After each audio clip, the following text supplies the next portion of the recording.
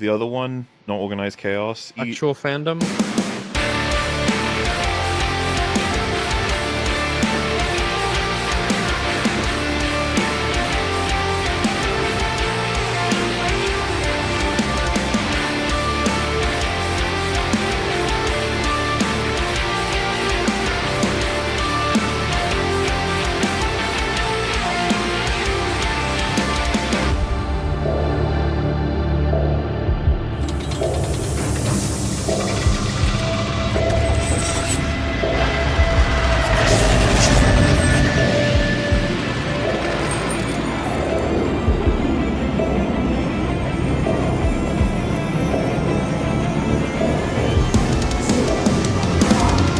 Here's the thing. Okay.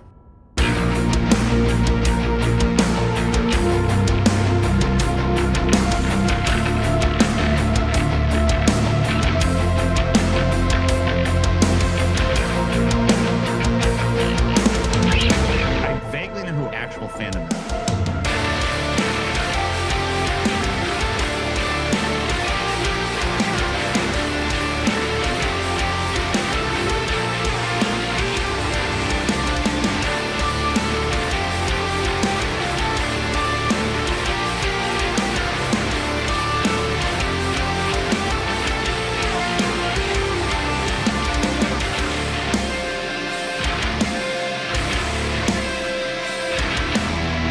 Hey, motherfuckers. Fuck. The journey that we choose as fans. You know, everything's just not always going to be great. And when it's great, you got to celebrate the hell out of it. But when it's not, you just move on to some other shit.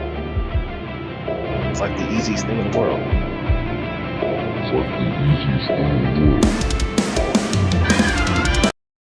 Here's the thing. It's the ever-loving blue-eyed thing. It's clobbering time.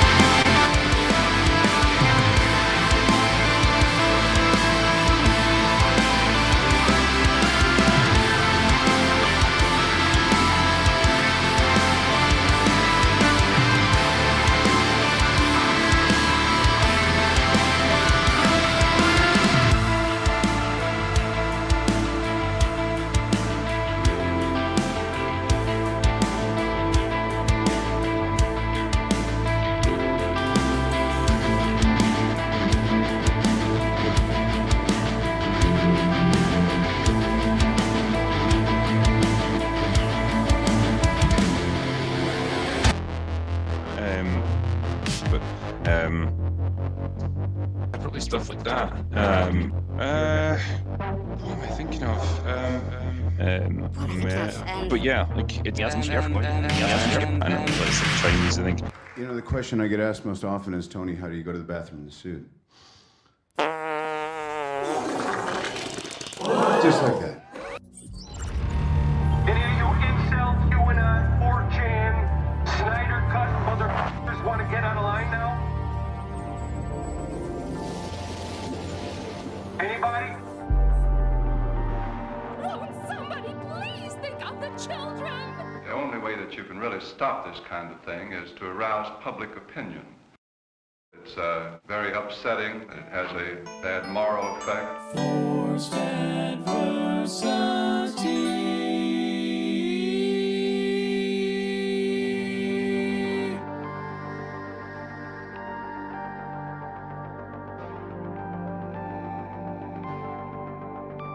Ask yourself, what's more terrifying, fear or the frightened?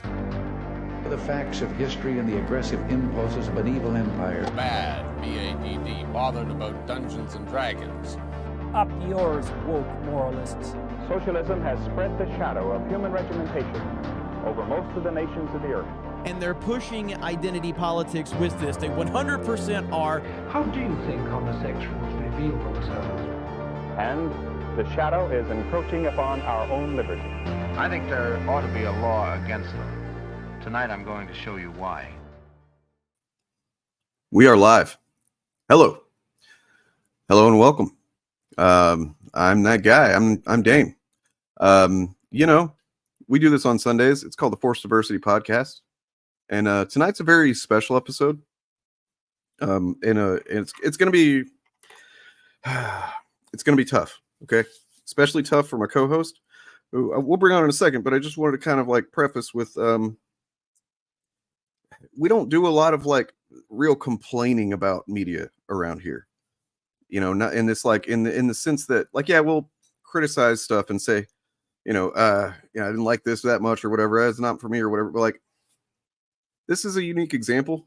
One of the main things we'll be talking about tonight, the centerpiece of the discussion, I suppose. It's the one thing where I do have an entitled kind of feeling about it. You know what I mean? Like I feel fucking entitled to have gotten a better movie than what we got.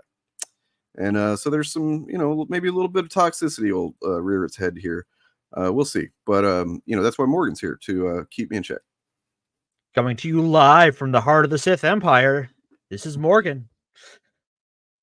Because we are steeped in the dark side tonight, ladies, and gentlemen. Let's see. Hello, everybody. Hey, folks. Saying hi to, whoops, sorry. I got caught eating a cracker. I thought you were going to talk for a minute and you oh, stopped. Okay, I'm sorry. No, it's all good. I just, need to not look for every possible opportunity to eat a cracker when the show's starting. I can wait a little while, I'll end up on my soapbox eventually. Doesn't take much. I think we both will. I think there's going to be a lot of. It's going to be a soapbox. Did you kind of relate to what I was saying there?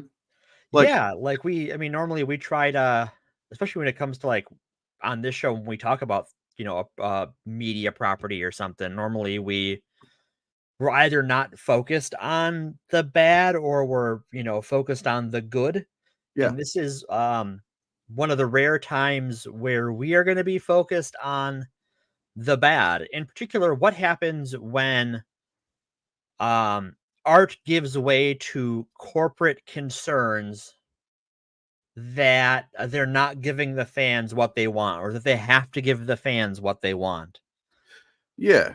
Well, so it's like, look, Citizens United in 2011 decided that corporations are people. So, of course, we need to talk about every once in a while when corporations decide to FAP. They do love to FAP. No, this is but no, what I specifically was saying about like how I actually have kind of some entitled feelings. I try to avoid having those kinds of feelings about movies and stuff like that. I'll work through them if I do end up having kind of an entitled impulse. You know what I mean? Yeah. And like with this one, I just like it's much harder, and I don't know that I have fully worked through those feelings yet. So we'll see. Maybe I'll start crying on the fucking show. I don't know. I hope not, because I can't. I'm not there to. Your girlfriend have to come give you a hug or something, because I can't do that here in the dark Huron Korriban. Aggressively relaxing. I'm glad you feel that way, and yep. I might even possibly maybe kind of agree in if I could even get past the fact that it was just an atrocious ending to the Skywalker saga. Because it was. Yeah, we're gonna get into our feelings on Rise of Skywalker, and for I traumatized myself last night. I for the first time since seeing it in theaters, I sat down on my bed with a nice warm pumpkin spice latte, and I watched The Rise of Skywalker for the second time. Oh. I've only seen it the once. Only the once for me. Do you mind if I was going to kind of start off with reading a bit of this review that I found? Oh, sure. I feel like it because we're definitely going to get into our feelings about it, and our thoughts and stuff. So I feel like maybe we should just start off by setting the stage with a review that was like from a professional reviewer right after the movie came out. Sure. I think they might have actually been in the Philippines or something where this was, but still, there's a they're fans too. So this is a spoiler-free review for anybody that's, hasn't seen it and wants to. I don't know. I'm not going to read the whole thing, just a couple of snippy snips. Yeah. So, excuse me. It starts off with a quote: "Let the past die. Kill it if you have to." Kylo Ren, The Last Jedi, which is a very often misunderstood quote. But maybe we can get into that. Reminder: Kylo Ren is the bad guy. Right. That's the bad guy.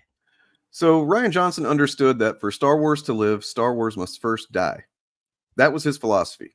That was the Gita in which he stood atop of while meticulously painting every frame. But killing the past didn't mean denigrating it. Many will argue otherwise. Rather, it meant delicately deconstructing and examining the legacy of Star Wars and the legends that reside in the galaxy, a galaxy that for years has oddly felt very small. It meant paying close attention to the lessons of the past without losing focus on the present, the new crop of characters, their psychology, their journey. Johnson maintained the magical essence of Star Wars without conforming to the formula of Star Wars. He may have driven an unholy wedge through the fandom, but he also shattered the large rusty shackles that were tightly clamped around the ankles of this franchise. I mean, The Force Awakens was great as it is. It's just a remix of New Hope. And for the first time in a long time, Star Wars was free to become whatever it wanted to be. The ground wasn't just broken, it was obliterated. A new path was formed for the next director to journey on and craft a finale that is bold, brazen, new, and that is respectful of the past without being beholden to it. So what does J.J. Abrams do? He gets on his knees, picks up the pieces of the shattered iron, rebuilds the chains. At one point, we see Kylo Ren rebuild his smashed mask, straps it around his ankles, and enslaves himself, the characters, universe, and audience along with him.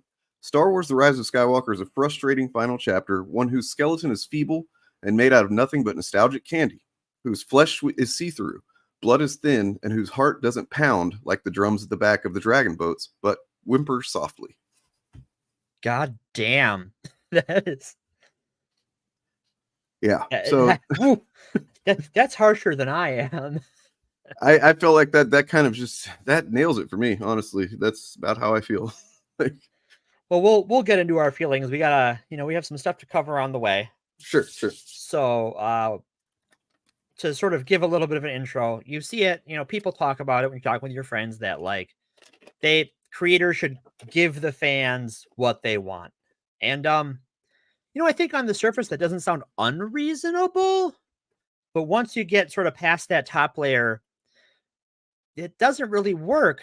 In part, I think in for the most part, fans aren't a ubiquitous block. We like things for different reasons, right? Like my best friend is a huge Star Wars fan, but he hates all that Jedi shit. So like Rogue One for him is the peak of Star Wars mountain.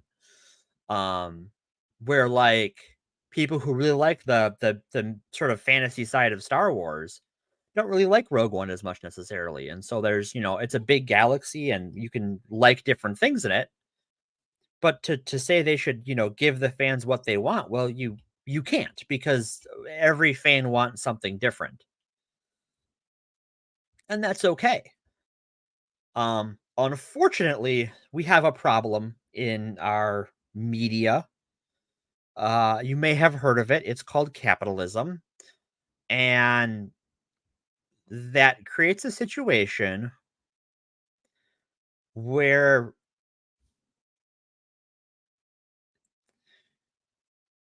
the owners of a company want to put out something to appeal to more, to give them more of what brought them in the first time. Or if there's a backlash, to do less of that. And you get this overcorrection and these sort of feeble attempts to do that. And it just doesn't really work. And today we have 3 separate stories about when love and art and greed collide into these mushy fandom ransom letters and products for product's sake rather than for love of the art.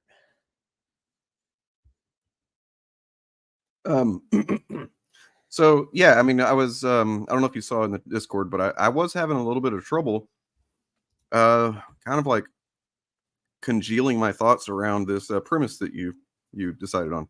Yeah. Because it's not just supposed to be about Rise of Skywalker. It's the big example of, like you're saying, kind of a corporate knee-jerk reaction type of thing, which we could look at. Actually, now that I think about it, we could look at a lot of the DC Warner Brothers DC films to see this happen over and over and over every time. It's almost every couple of movies they overcorrect, they course correct, and they crash into the ground. Going back to Batman Returns, getting freaking backlash from moms and stuff, and then you saw where it went after that. Yeah, but nonetheless, but my mind keeps going to not even in film fandom or any kind of thing that we normally talk about on the channel. My mind goes to like music artists, and I'll think about like there's one in particular. We can get into that later as an aside, maybe, but like. Yeah, there's just a couple of bands that I can think of that maybe it wasn't such a corporate reaction, or maybe it was. Maybe the label was like really encouraging them to, you got to really go back to what people expect and not do this. Right. But it different results. And then, yeah, so I think ultimately what I ended up thinking was like, what we're talking about is the dynamics between art, the artist, and then a corporate entity, the capitalist entity, the capitalism factor of all, like you said, and just the different ways I think that dynamic can play out, with what an artist or group of artists or whatever want to do, what the audience expects, what the overseers, the purse string holders want, you know what I mean? And it's kind of fascinating when you think about it. And I think what, music, as someone who's not really big into music, you sort of just pick up people's complaints just because people like to complain. And like, the thing I think I hear the most is that, oh, this band sold out, or this band has gotten too mainstream, et cetera, et cetera. So I think does that figure into sort of what you're talking about? Yeah, it does. And aggressively relaxing. That's what we're going to talk about. See, the way that you answered your own question indicates that you're not really here to have actually listen to what we're talking about and onboard any information and consider what we're saying, that you're already just decided you're going to argue with us. And that's kind of lame. I don't think he's a good director for my tastes. Like, right. I think he's pretty mixed. I mean, to hire the guy that first of all, we need to talk about, we have to talk about this, not first of all, but at some point. I'm letting you guide the thing, but sure. We have to talk about the elephant in the room, the white elephant in the room, the white supremacist elephant in the room. And how that was there even a need for a reaction is the thing that fucking gets to me.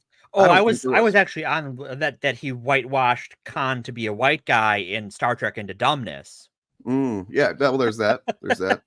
There's also that. Like, this is the guy who did that.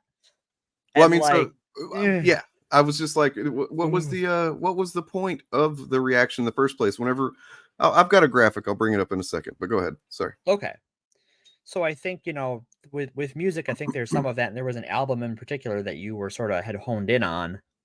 Yeah, there's a couple that so anybody that knows of the band Weezer, Weezer had a really big debut album in 1994. It was just self-titled, as a lot of their albums are, but they're identified by the color. So that one was Weezer, and it's colloquially called the Blue Album. Sure. That's the one that had the sweater song and say it ain't so, some good hits, right? And then wait, that's from 1994? Yes. It is weird living in the time vortex.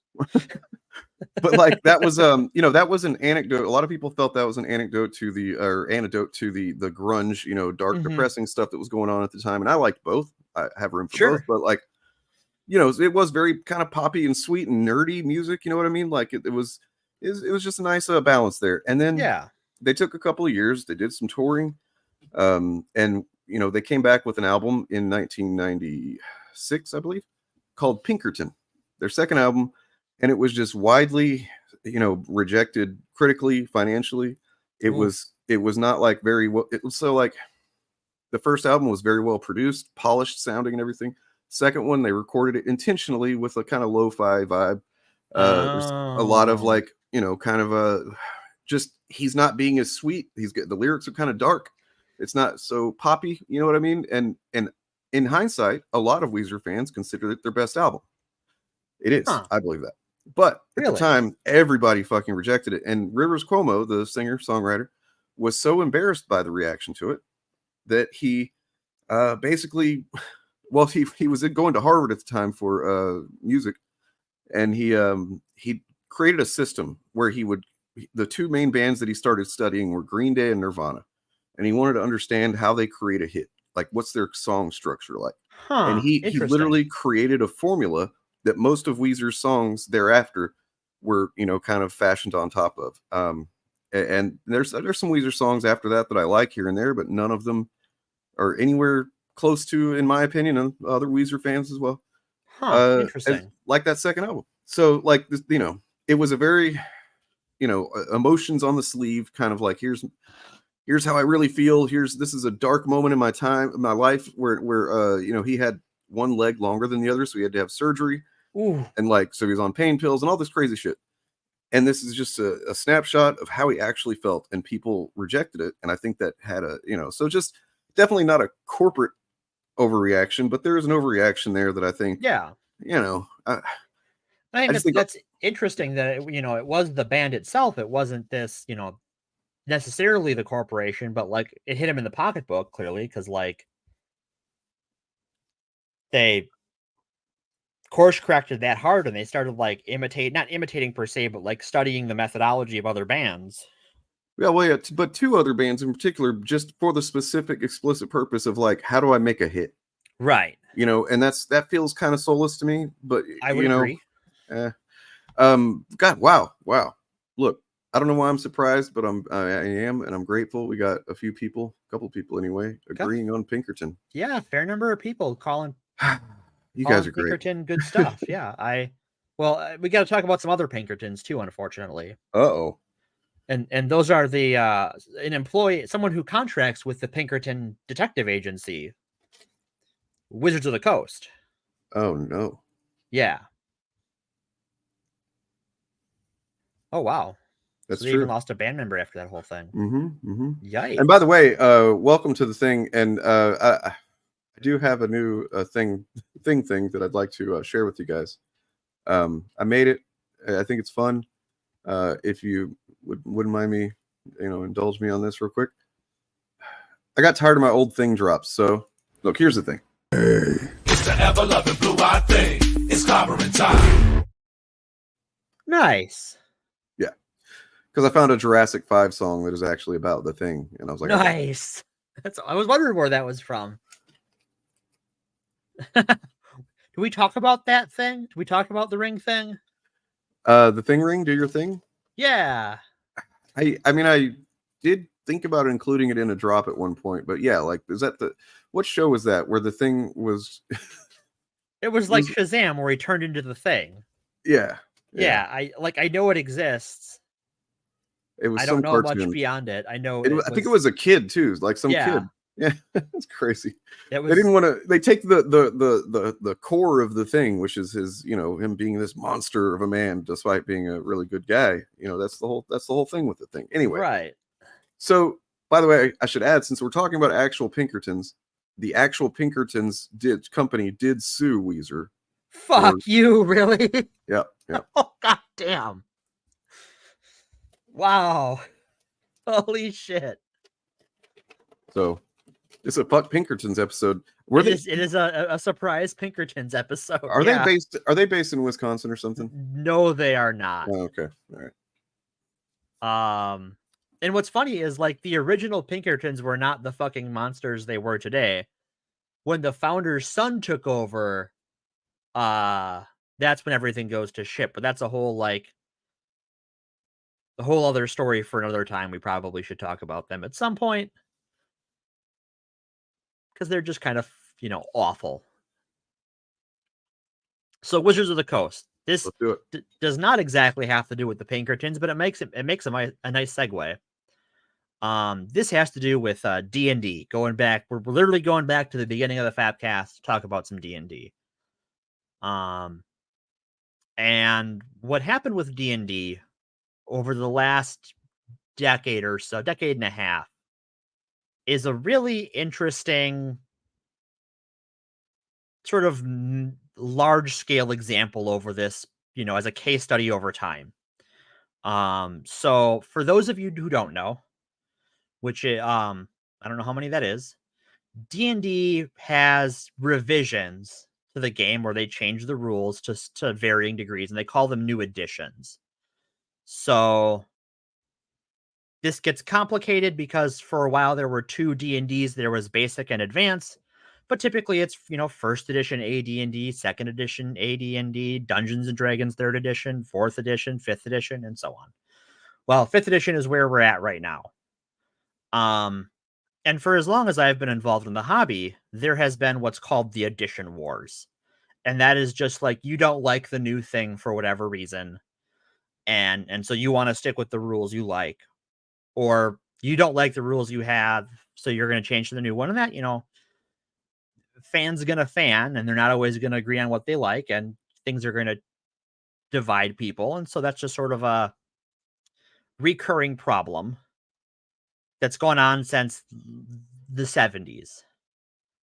But by the early 2000s, they were looking at doing the 4th edition of the game. And there was a new tool for fans to interact that had become much more available to everyone, and that was the internet.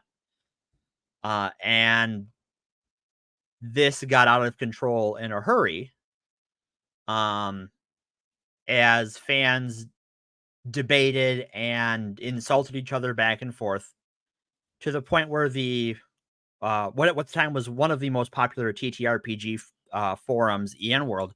Do you guys remember forums? Do you remember message boards? Or am I just old? I remember them, and I kind of think we should go back to that. I don't think you're wrong. I don't think you're wrong. I think just like, herding everybody into the same social space was kind of a mistake. Yeah. Like, people complain about like the idea of federalizing social media where everything's kind of in its own cluster, but I think that might be better. A return to tradition, as it were. Yeah, embrace tradition. Musk, embrace tradition. So the edition wars got really heated. The term was banned on EN World until July of 2008, which was right about the same time 4th edition D&D came out. And 4th edition represented a big change from prior editions because another game had come out in 2004. It's a little indie game called World of Warcraft. I don't know if anyone's heard of that. Just like a flash in the pan. Did that cause some problems for D&D? Or well, that was the perception. And someone, and in my experience, what groups are responsible for this decision has been debated since 2007. Who's responsible for it, but 4th edition changed the game pretty radically to have a more like active ability focus in the same way you would see in something like a World of Warcraft. And this was kind of a problem for a lot of people. And with that was also a change to how they allowed third-party products, which led to, this is something, if anyone was following D&D news about this time last year into early 2023, the open game license was created under 3rd edition to make it easier for third parties to make D&D supplements, to just sort of get everyone, as many publishers on the same system as they could, so everyone could benefit from each other's work. WotC wanted to move away from that, and that allowed their competitors to continue making 3rd edition products and compete with WotC's new game. And because of this mixed reception and ongoing support for their last system, they saw their market share kind of fall apart. It was the first time ever that D&D hadn't been the biggest selling tabletop role-playing game. Wow. And WotC was kind of running down support for it even before they had an idea of what they were doing. After that, they put out a playtest they called D&D Next to sort of like get something back together and try to push back against this, what they saw as a weakness in their standing in the space and role-playing spaces. Unfortunately, in this trying to sort of gauge that reaction, they did away with a lot of the changes that had been made in the 21st century. Amongst them are some mechanical things like how classes are designed, but also some things like how races are designed. And calling them races is a sticking point for a lot of people, but that's the term D&D used at the time, so I'm going to use it for this discussion. So in 4th edition, they moved away from every race having a built-in ability penalties. So like orcs had a minus to intelligence. Yeah. There's some problematic allusions could be made there. And they moved away from things being always evil. That it traditionally in D&D, non-human creatures had like a default alignment. And 4th edition, they moved away from that. They went, that's even with the racism aside, though there's a lot of racism involved in that, it's limiting creatively to be like everything that's an orc is almost always evil. Everything that's a goblin is always evil, but angels are always good, and these types of dragons are always good. It constricts you creatively. So they're like, well, let's do away with that. They brought that all back into 5th edition. But they got lucky. And this is gonna be my hot take. Okay. I think the thing that made 5th edition successful, because it's been highly successful, has been things like Critical Role and Stranger Things. I don't think the game really survived on its own merits, but it sort of had this wave of nostalgia push it up, which leads to their most recent issue with trying to, because now they've reached their market saturation, right? And corporate wants them to find more people to bring in, but they've got a popular Netflix show. They've got Critical Role on the internet. They've sort of everyone knows. We've got all the people. We've got all the people you're going to get. And so there's been a lot of struggle. And what's funny is after I started writing this, Hasbro, which owns Wizards of the Coast, laid off like 1,000 people, including a lot of the heads of D&D development. Oof. Like the lead designer on Baldur's Gate 3 in an interview said last week that basically all the people he worked with from WotC on Baldur's Gate 3 to implement D&D into that game are gone now.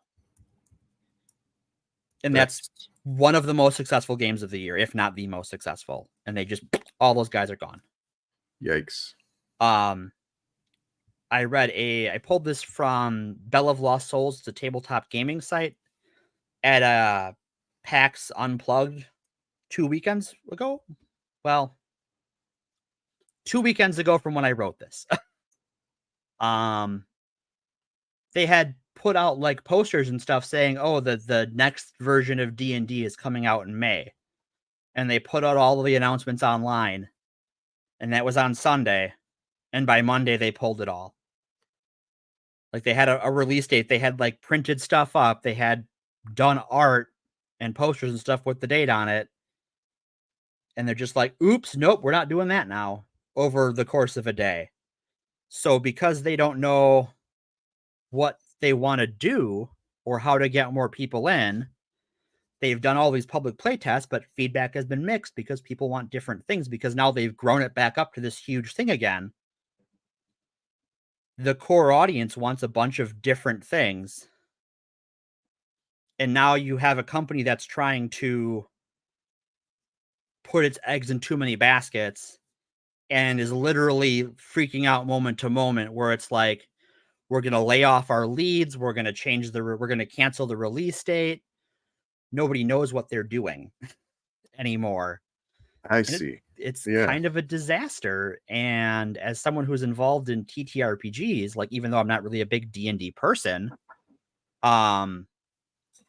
is like, that's the name everyone knows, right? When I say, oh, I'm doing a role-playing game, if they know what it is, they'll go, oh, like D&D. Or if they don't know what it is, I can go, oh, like D&D, and they get it most of the time. So, like, for D&D to do badly can have some run-on effects that are bad for the hobby as a whole. But like, WotC's just in shambles right now, and it is entirely because they have this like fire drill mentality, trying to appease everybody and give the fans what they want, even though the fans all want different things. All right, I'm gonna take a break quick for some water.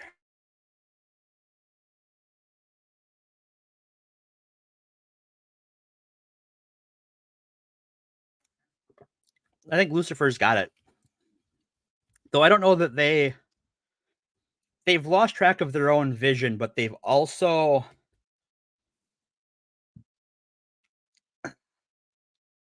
I don't know that they're trying to find someone else's vision, but there's too many points of view and there's no head to go like, this is what we want to do, and try and check off as much as they can while still having a consistent strategy. Sorry about that. And I agree, Bob. There is a problem with like a lot of third party, because like when you're third party, there is a benefit to like, you can kind of see what you don't like in a system and make changes.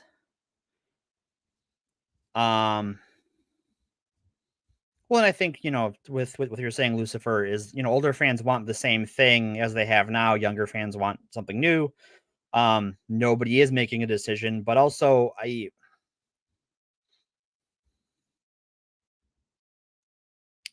I don't even know that older fans necessarily want the same thing, because there are things that were added that they want to get rid of. I apologize if there was any awkward moment of you trying to get my attention. And oh no, I did pause for a moment, take a sip of water, but we were going off. Had a kid incident. You can be mean to a corporation. You can't hurt their feelings. They're not people. I don't care what John Roberts says. What? But the Supreme Court said, and they're the Supreme Court, Morgan. Come on. Well, he can suck my supreme dick. Whoa! Nice. Thank you. Thank you so much. But yeah. Yeah, so I didn't know any of that was going on with them. Yeah. Over at D&D, folks, but yeah, they're in full panic mode. And then like when I wrote this was before they laid everyone off, but now they've laid off a whole bunch of people. And I don't even know what that's going to look like. So yeah, it's, I mean, I kind of agree with this too. I mean, I don't know about the D&D thing. I don't have enough experience to know, but like, yeah, more in the stuff that we typically cover on a regular basis on my channel. Like, I do think that age is not a lot to do with it. Yeah, I don't know that like. I think that like there's some like generational zeitgeist that go into it. But also I think that there is a lot more that goes into it. I think that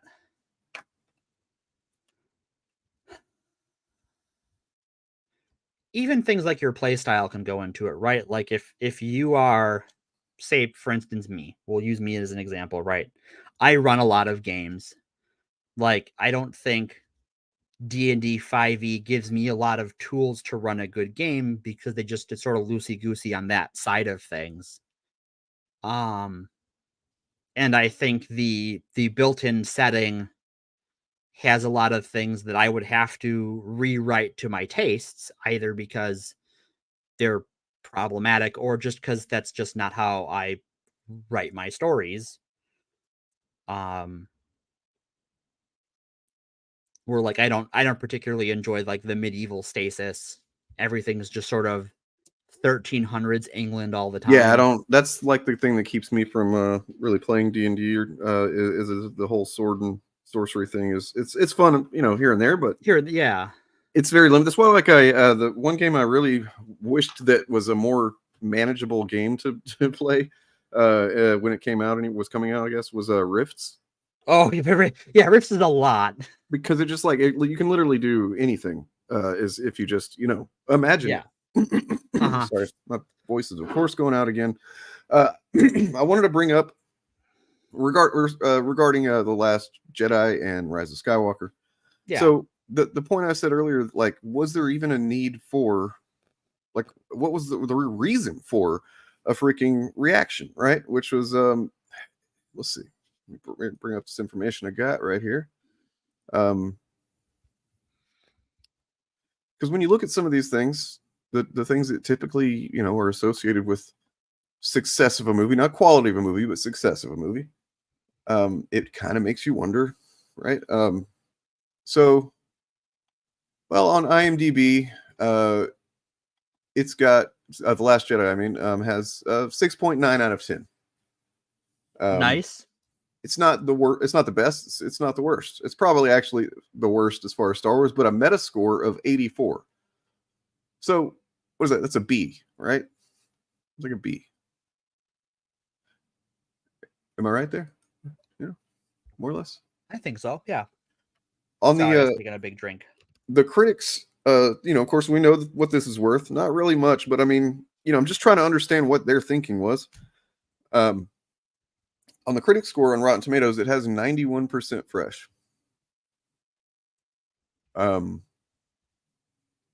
That's a lot. It's the highest rated Star Wars movie, I believe. Maybe. Or one of. Definitely one of. And then it made something like, $1.3 billion at the box office. This was Last Jedi? Yeah. Yeah. And so I'm just wondering what Lucasfilm looked at and said, "Oh God, we have to change everything now. We got to change the direction from what we did with this movie." And to the degree that they actually almost, there's like several. You watched it last night. Maybe my memory is just kind of poisoned, but it seems like there were several moments in the movie that they kind of said, "Fuck that last movie."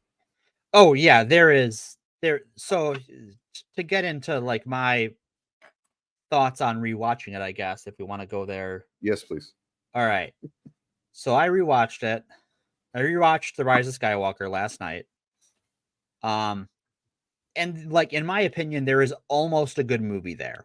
But a few things hold it back. And I think the biggest one is it seems like every 10 minutes or so, the movie has to do something to apologize for The Last Jedi. And it's just like so out of character for some people, or just like a non sequitur into a conversation. It takes you out of the movie, where like if that wasn't there, you'd never notice, right? Like Kylo remaking his helmet. Like if that was not in the movie at all, you'd never notice. There wasn't like this, like, oh, he has to have the helmet. And like, well, it's also like he could have decided, like they could have shown him wearing the helmet after he destroyed it in the last film. If he would have just been shown, oh, he's wearing a helmet again, you can see that he's kind of like sewed it up or whatever. Right. That would almost be like okay, people would get it, but by showing him actually fucking soldering it, it makes putting it back together, like. It takes you out because, like, wait a minute, he just like smashed that thing in an elevator. Like, well, he's also back to worshiping the Vader mask too, right?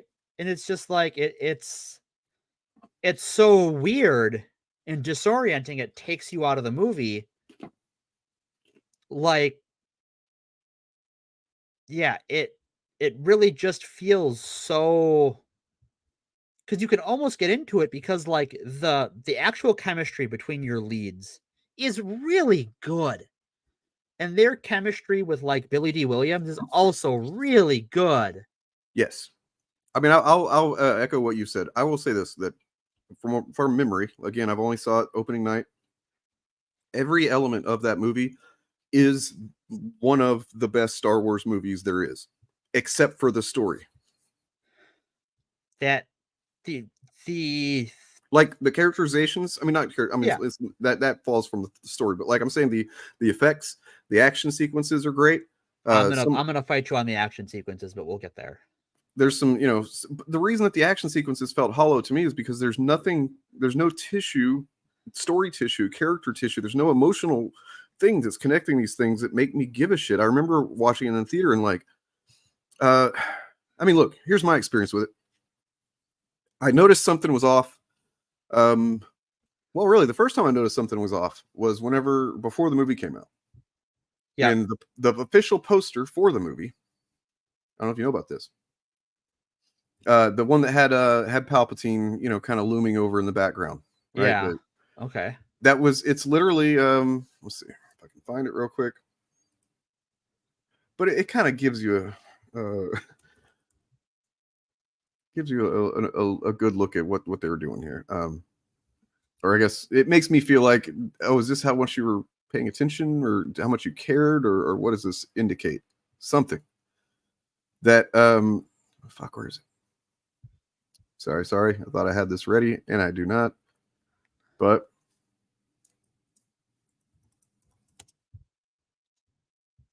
okay, so the holy shit, it's a trip. The Rise of Skywalker poster.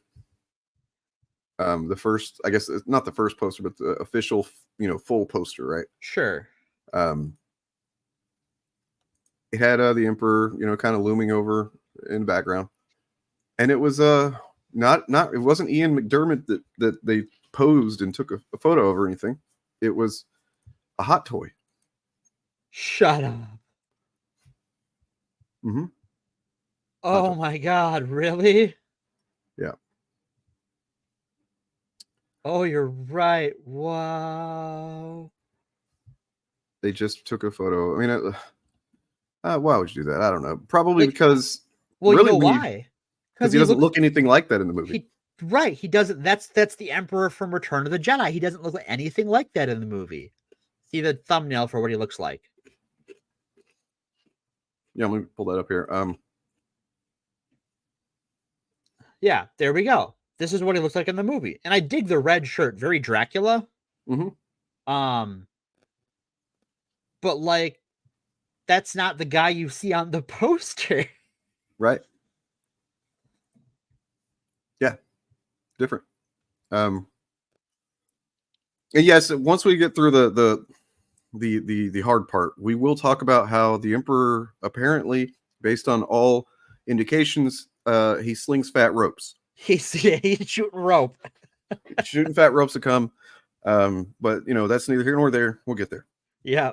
Actually, it's everywhere, apparently, because he just had him. He was fucking cloning and then having his clones bang out chicks, you know, crushing guts across the galaxy. I don't know, but so part of it is, and I think this is one of those things that like you had a finite amount of time and you wasted it apologizing for another movie kind of needlessly, is that they made this movie on the rush.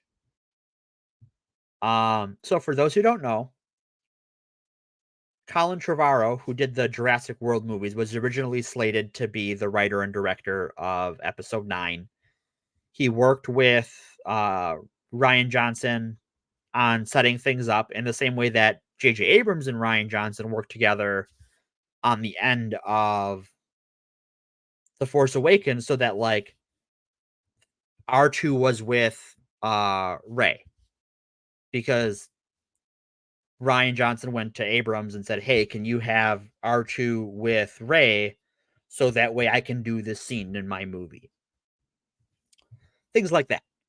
So there was some communication between Johnson and Trevorrow leading up to his take on the movie, but that didn't happen. There's a lot of, again, rumor why. There was exactly a fallout, but there was enough fallout that eventually the internet's favorite bad guy, Kathleen Kennedy, removed him from the project over disagreements about the script. It might be a coincidence, but he also had a movie come out that was just like so universally fucking panned and considered like, how can you even have made this as a movie and consider yourself a director kind of bad? It's called Jurassic World: Fallen Kingdom. it's not good. I was talking about the other one, his more personal movie that he made. Oh, I don't even know about that. Yeah, I have no idea. I forget the name of it, but yeah.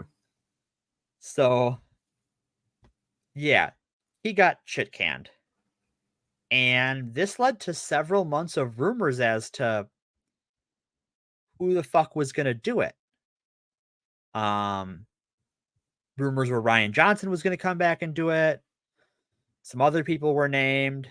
And eventually they settled on bringing back JJ when the first people they called were unavailable or didn't want to do it. Somehow JJ Abrams returned. Yeah, so that was also another kind of a look. Actually, you know what? I didn't have any real doubts that it could be that far gone before I saw the movie, because like the Force Awakens, I like, yeah, it's an enjoyable movie. It's a Star Wars, good Star Wars, man. But like, so I figured he's JJ Abrams. He's fucked up here and there, but he knows how to take a thing that's set up and wait a second. And then he realized he's never finished anything before. He can't finish. He can't stick the landing. He never has. He's never actually been part of, like, he sets things up and then moves on. There was what was it? Friggin' Alias? Yep, Alias. There was Lost. Yep. There's he Star Trek. Yep, Star Trek. Sorry. Actually, whenever we see how he rounded off the sequels to Star Trek, where it's like, I don't know, maybe I'll just break the universe by having this blood that brings people back to life. So now there's not any more danger for these characters ever again. You know what I mean? Right. Anyway. Was Fringe? he involved in Fringe? Holy shit. Only at the start, because the Fringe actually did end pretty well. It had a pretty decent ending. Yeah, I didn't. But he didn't have anything to do with it. So, yeah, guy just historically struggles to stick the landing. And that's when I heard they brought him on. That's like why I was concerned. And if someone likes episode 9, this is why I started off with the fans all want different things, right? Is because we can all like different things and different takes on Star Wars, and that is a-okay. We're all friends here. This is not a criticism of your love of Star Wars. Yeah, like this is sort of going into the how the sausage is made a little bit. I mean, Anthony, like, honestly, dude, like, if you think I would actually hate you for this, maybe you're just speaking colloquially, but if you think I would actually hate you for this, you haven't really been paying attention, I guess, to my content much, and that kind of is a bummer. But so to answer Artie's question, we did discuss it, but it is, to sum up, it is when a company thinks they have to do something to give the fans what they want, but because they're trying to follow the will of the masses and not have a creative direction they're already sort of bent towards, it just ends up a uncontrolled mess in some way, shape, or form. Yeah. I mean, like, talking about fan service, people talk about it as if it's a bad thing. Inherently, it's not. No. You can have a movie full of fan service, like, say, the first Avengers film, Avengers Endgame. But because it's actually, established in story and character, and it makes sense to what's happening, generally, except for the whole A-Force thing, but well, that's neither here nor there. It works. Yeah. It works. So but that's the exact opposite. It's almost like Rise of Skywalker and Avengers Endgame are like the evil twins of it. Like, one's the evil twin. Yeah. Yep. And they came out the same year too. Now that I think about it. Crazy. It is really crazy. And Artie, we talked about some music stuff. We talked about some D&D stuff. So you can catch it on the replay.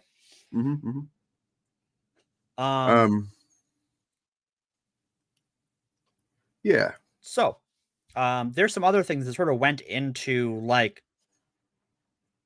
creating issues that sort of led to the result we got, and the sort of like inconsistent planning around the movie. So, I got some sources from Collider around Carrie Fisher's death. Yeah. And so in 2017, in an interview, Kathleen Kennedy said that Leia would not appear in episode 9. And then a year later, J.J. Abrams made the decision to include cut footage from The Force Awakens to try and make Leia a central character of the movie. And again, we talk about things that sort of took me out of the movie. And it wasn't any better seeing it the second time than it was the first time. You go into the movie knowing she is going to die in some way, shape, or form. And there's this weird, like, it gnaws at your consciousness because you know she's dead. Yes. And you know that the actors aren't even acting with her. Just with how the cuts are, you can tell that, like, there's a cut of Leia and the camera's just on her, and then there's a cut on somebody else saying something to Leia, and it never just really syncs up super well. Right. Like, yeah, I noticed that first watching the movie, and it was still there the second time. And that's the kind of thing that gets to me about it is that, like, there's a whole bunch of people, even if J.J. Abrams, for whatever reason, can't figure out that this doesn't look quite right, there's a bunch of people that are there that should have spotted it and said, look, if we can't do this just right, we shouldn't do it at all. So that brings us to the next problem. I found an interview with the Rough Cut podcast they did with Myron Brandon, who is was the lead editor on episode 9, and they also worked on The Force Awakens. So this is one of the editors that worked on The Force Awakens, which I would say is a very well edited movie. You want to talk about good fan service moments? The moment where Han and Chewie step onto the Millennium Falcon, and like you can tell the movie takes that pause, the applause line pause, but because the characters are looking around at home, it doesn't stand out because like they walk onto the Falcon, neither of them talk, but they both kind of like look around and take in the scene.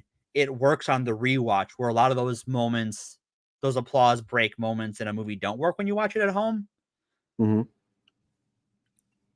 Like when the Toby and Andrew Spider-Man come out of the portals. Right, exactly. Like how those don't work, it works here because the shot is right and the characters are sort of looking around still, so it's not just this still. But in the interview, he talks about how they had 3 fewer months to make episode 9 than they did episode 7. That's a tremendous amount of crunch when you're already, and it's not like you're starting fresh, right? You've got things you're supposed to build off of, right? And then it was all laid out. It was teed up for you, JJ. Fucking beautiful. Fucking sorry. I'm sorry. I'm gonna get my emotions in check. Get a little fiery, yeah. But so you have a movie where you've changed directors, a movie where you changed who one of your lead actors is, and you can't do any reshoots with them because they're cold in the ground.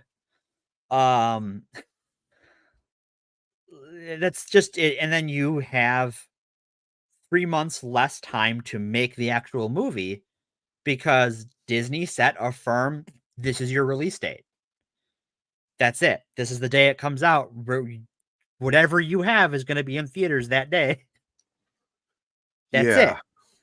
And so it was so bad that he talks about how he was doing cuts to the movie in between takes because they were trying to like stitch things together on the fly that much. And that's just like the reason the movie feels so disjointed is you have all of these things, and on top of it, the movie takes all of these breaks to remind you that they're apologizing for The Last Jedi. Right. And I want to kind of push back on this. So that's very reductive, and I mean maybe you don't actually see what the point is, because believe me, I think it's overused. People say, oh, it's just fan service, pandering or whatever, and I don't agree like a lot of the time that's what it is, but it is a thing in my opinion that happens a lot in Rise of Skywalker in particular. Gordy, stop, dude. Sorry. So like, what's a good example? A good example of good fan service? Yeah, no, bad fans. Like, so they're basically saying, this person's saying that it seems like fan service is actually a good thing, but then sometimes people just say it with a mean face. No, so like we talked about the Spider-Man moment, right? Mm-hmm. I think that's a perfect example of a bad fan service moment. Well, I would say it's not even that. It's like, because at least there's something substantive to those appearances of those characters, right? That is just the way the moment was executed was poor, right? If we're talking about the portals that's thing, fair. But I'm talking about like there's nothing behind it. Like it's literally just done for this purpose of getting the woohoo from the audience or whatever. When there's not really anything, there's no story reason for this to have happened. It doesn't enhance the characters, doesn't things like that. Like if you have something that justifies it behind it like that, I think it it's not fan service. It's just a thing that makes people happy in a movie. Yeah. Like, but yeah. Like I definitely think that. What moment was amazing? Do we say was a? Hold on. I'm not sure. Yeah. So there was one I saw. Now it's scrolling, so now I've lost it. Oh, I wanted to talk about Crawling Chaos's message that says having to watch the heroes of the OT die. It's a little bit up the chat. Yeah. Okay. So you get this interesting problem with a movie like this where it's being made 40 years after the originals. It's sort of the opposite problem they had when we talked about New Jedi Order the other week, where like Chewie is the hard character to write in a book because he doesn't speak a language that translates well into the written form, while still giving you the full Chewbacca experience. The opposite problem is true of the movies. Luke, Han, and Leia, going into this, their actors were old. And now we're down one of them. And so you almost, if you want to,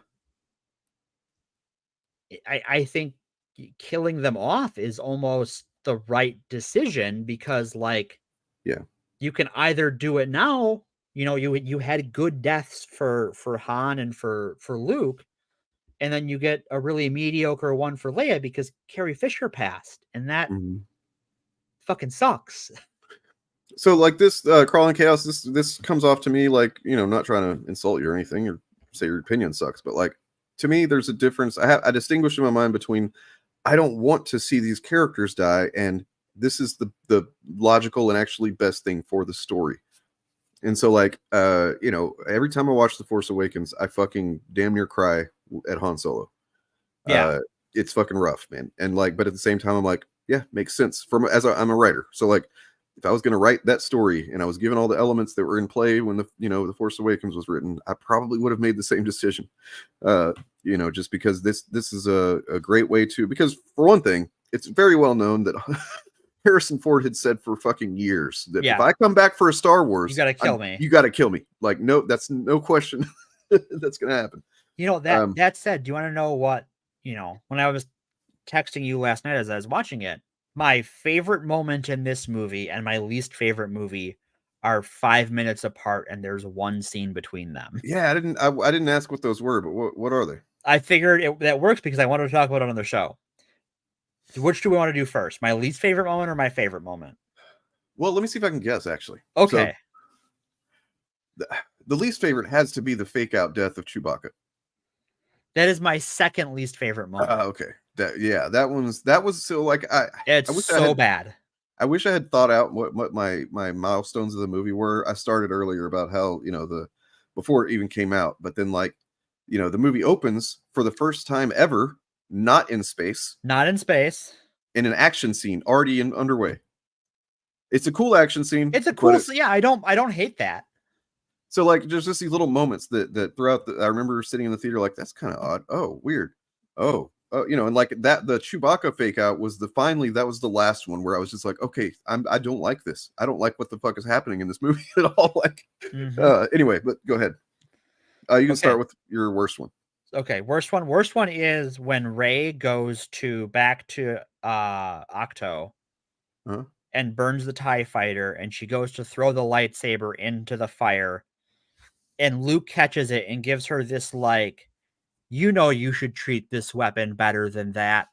And it's one of those moments where like you just had a big dramatic scene, and now you've got Force Ghost Luke being snarky and doing one of those like, look how bad The Last Jedi was moments. And it just like, it was like someone splashing water on my face to wake me up. And I'm just like, I am no longer in this movie. Yeah. And like, he actually goes on to say some like interesting, good things after that. That like, if she just never threw the lightsaber, if she just burned the TIE fighter because I'm going to live here forever, and then Luke shows up and has the chat with her, that would have been a better scene than like having to stop down for 2 minutes and remind us how much we're apologizing for The Last Jedi again. It is my least favorite scene in the movie. And so your first one, I think, would probably be the, if I'm thinking of it correctly, I'm probably not, but like someone just mentioned it, I think, if I'm right. The Han and Kylo. Han and yes. And, yeah. It's legit fucking great. Great. This is like, if there is an argument for why they never should have brought the mask back at all, Adam Driver, his facial expressions are so good as an actor. Why would you put him in a mask in the first place? Yeah. Like, I get it. You want to do your Darth Vader thing, but we got rid of that. And the guy acts so well with his face. There are like, yeah, he looks tortured when he is in pain. You know, like when he's struggling with stuff, he's like, holy shit, is he going to be okay? So good. And that scene is so good. Yeah. And I'm just like, it's so good because Harrison Ford fucking tried. He doesn't do that very often anymore. You know what I mean? No. Well, I do like the irony of like, I'll come back if you kill me, and then somehow he forgot that this was Star Wars and that doesn't really matter. Yeah. He's like, got him. But also, he's not a Force ghost. He's Kylo's memory. Like, Kylo was talking to himself. And the memory of Han Solo goes, I'm just your memory. Like, I'm not really here. You're talking to yourself. Well, the way I took that scene, and here I am kind of analyzing this movie from like a perspective of a movie that I like. But okay, here we go. The way I take that scene is that like he had built up this image of his parents and Luke and stuff in his mind. This, you know, through the Sith infection kind of thing, the influence. Yeah. That was like a kind of a perversion of who they really were. Right. And so that's who he was seeing whenever he killed, Han in the first place. Right. And this is him. This is his memory being like, no, this is who your father was, dude. Like, you know, and him kind of coming to terms with it. Right. So. Yeah. So like that scene is so good. If the whole movie was half as that good, it'd have been great. There's some really there's some great moments in the movie. Yeah. And they're just not really connected with anything that I care about and can give a shit about. And sometimes it's actually frustrating. So I want to touch on Firespark's comment about their least favorite scene. That's actually one of my favorite scenes. I am aggressively mediocre on it. Look, I had said, I just got one thing to say, then you can go off. But like I had said before that the only positives, let me think how I can say this. The only satisfying conclusion in my view for Kylo would have been exactly what they did. That he redeems himself and still dies. Like you don't fucking kill Han Solo and get to live. You don't get to I'm sorry, it's just not in my mind. No, I wouldn't have been happy with it. You can redeem yourself, but then you got to die. I'm a pushback. I'm a pushback on that. I feel contractually obligated. Okay. So I agree that like I don't think they have a ton of chemistry romantically. I think that the actors play off each other very well as this sort of like antagonistic thing. I do love the scenes of them where they are fighting in two different places, both when they're fighting against each other and like when she passes him the lightsaber through the Force. That's such a cool payoff. I think that to go to his death, I think it's a better story if he lives for two reasons. One, we got the redemption equals death thing in Return of the Jedi, right? Like we got that with Vader. Mm-hmm. We're just doing that beat for beat in the same way that The Force Awakens redoes A New Hope, along with some other elements of the trilogy. If I may remind you, a great man once said, "It's like poetry; it rhymes." Sure, but also, so now I have two. My next point is actually 2 points. So, point the first is that I think it's important to remember that Han Solo, when we meet him, is not a good person. He's kind of a scumbag. Yeah. And his redemption meant life and friends and a family and a bigger role in the galaxy, separate from his own greed. Yeah. Why should his son deserve any less than that? Like, I know the scale of their crimes is different, but like from a storytelling standpoint, like his father gets a pass on being a scumbag, but he has to die. So yeah, I mean, I think that is falls under things are different than other things because and that's fair. Their upbringings were different. From all all we can tell, Ben Solo had everything. He did. He had loving parents. He was here. You're going to be one of the great Jedis. You're going to be taught by the great Jedi. Luke Skywalker has the distinction of being the best Jedi and the worst Jedi at that time, because when there's one of you. True. The other thing. Oh, I just wanted to positively say this. Fuck yes, because I didn't watch the movie, but I watched some scenes last night on YouTube, and the whole scene with where they look. The one thing that he did carry over from The Last Jedi is the transference. Yep. And so whenever he used it really well. Whenever she like drops the thing and and he pulls it out from behind his back, the lightsaber, and he just fucking so cool. And he's so good. There's like little moments where he like stops and goes and does like he like gets a breath. You know what I mean? Before he fights all these guys, and it's like, oh, so fucking good, man. Yep. Sorry. Well, he really like in that moment he is Han Solo's kid, and you see it all.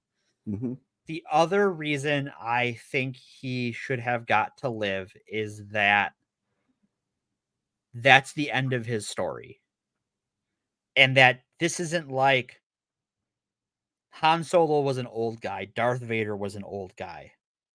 Kylo Ren's got to be in his 20s. Like, yeah, he did some awful fucking shit. And way worse than just killing his dad. Like, he had a hand in blowing up planets. Or at least the one planet. Dude has some bills to pay for sure. But now he's just a young guy who died, never getting to do any better other than this one thing. Yeah. And you could have had him have to, you can tell stories after that where he has to grapple with like, wow, yeah, true. I'm kind of a fucker. Well, look, I mean, I'll admit that my take on what I wanted from it is definitely the fan take and not the narrative. It's not my writer brain that I'm operating from there. It's just like, no, you killed Han Solo, motherfucker. Right. Like, yeah, I don't. Yeah, that's true. He did kill billions of people. Yeah, I'm not saying he should like get away scot-free. He probably should be in custody. He could be like a Hannibal Lecter type in future movies, right? Like, sure, Rey goes and visits him in space prison or something. I don't know. Or just, he's, in the custody of the Jedi. Yeah. And like, he can't, do anything without, someone's permission. Like, he doesn't get to be a free agent, but like, maybe that's just the prison abolitionist in me. Like, he can't reform if he's dead, and he can't reform in a cell. Where he could use his abilities and go out and do some actual good to make up for what he did. He'll never make up the whole bill, but like, he could put the work in. And I think that we, talk about, leaving room for future stories. They didn't do that. They spent all this time apologizing for the last story. They didn't set up what comes next hardly at all.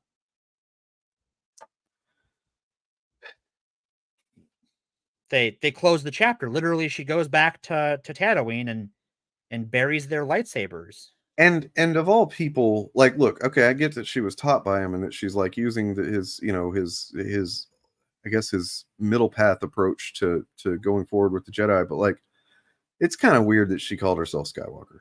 It's kind of fucking weird. It gets a lot of shit. It is not the most egregious thing. It's a little weird. Like, if she should have maybe called herself Solo instead. Maybe, it seems like that would maybe more of a case for that, because like they really, they got along really well. Like, he liked her a lot. And yeah. shit.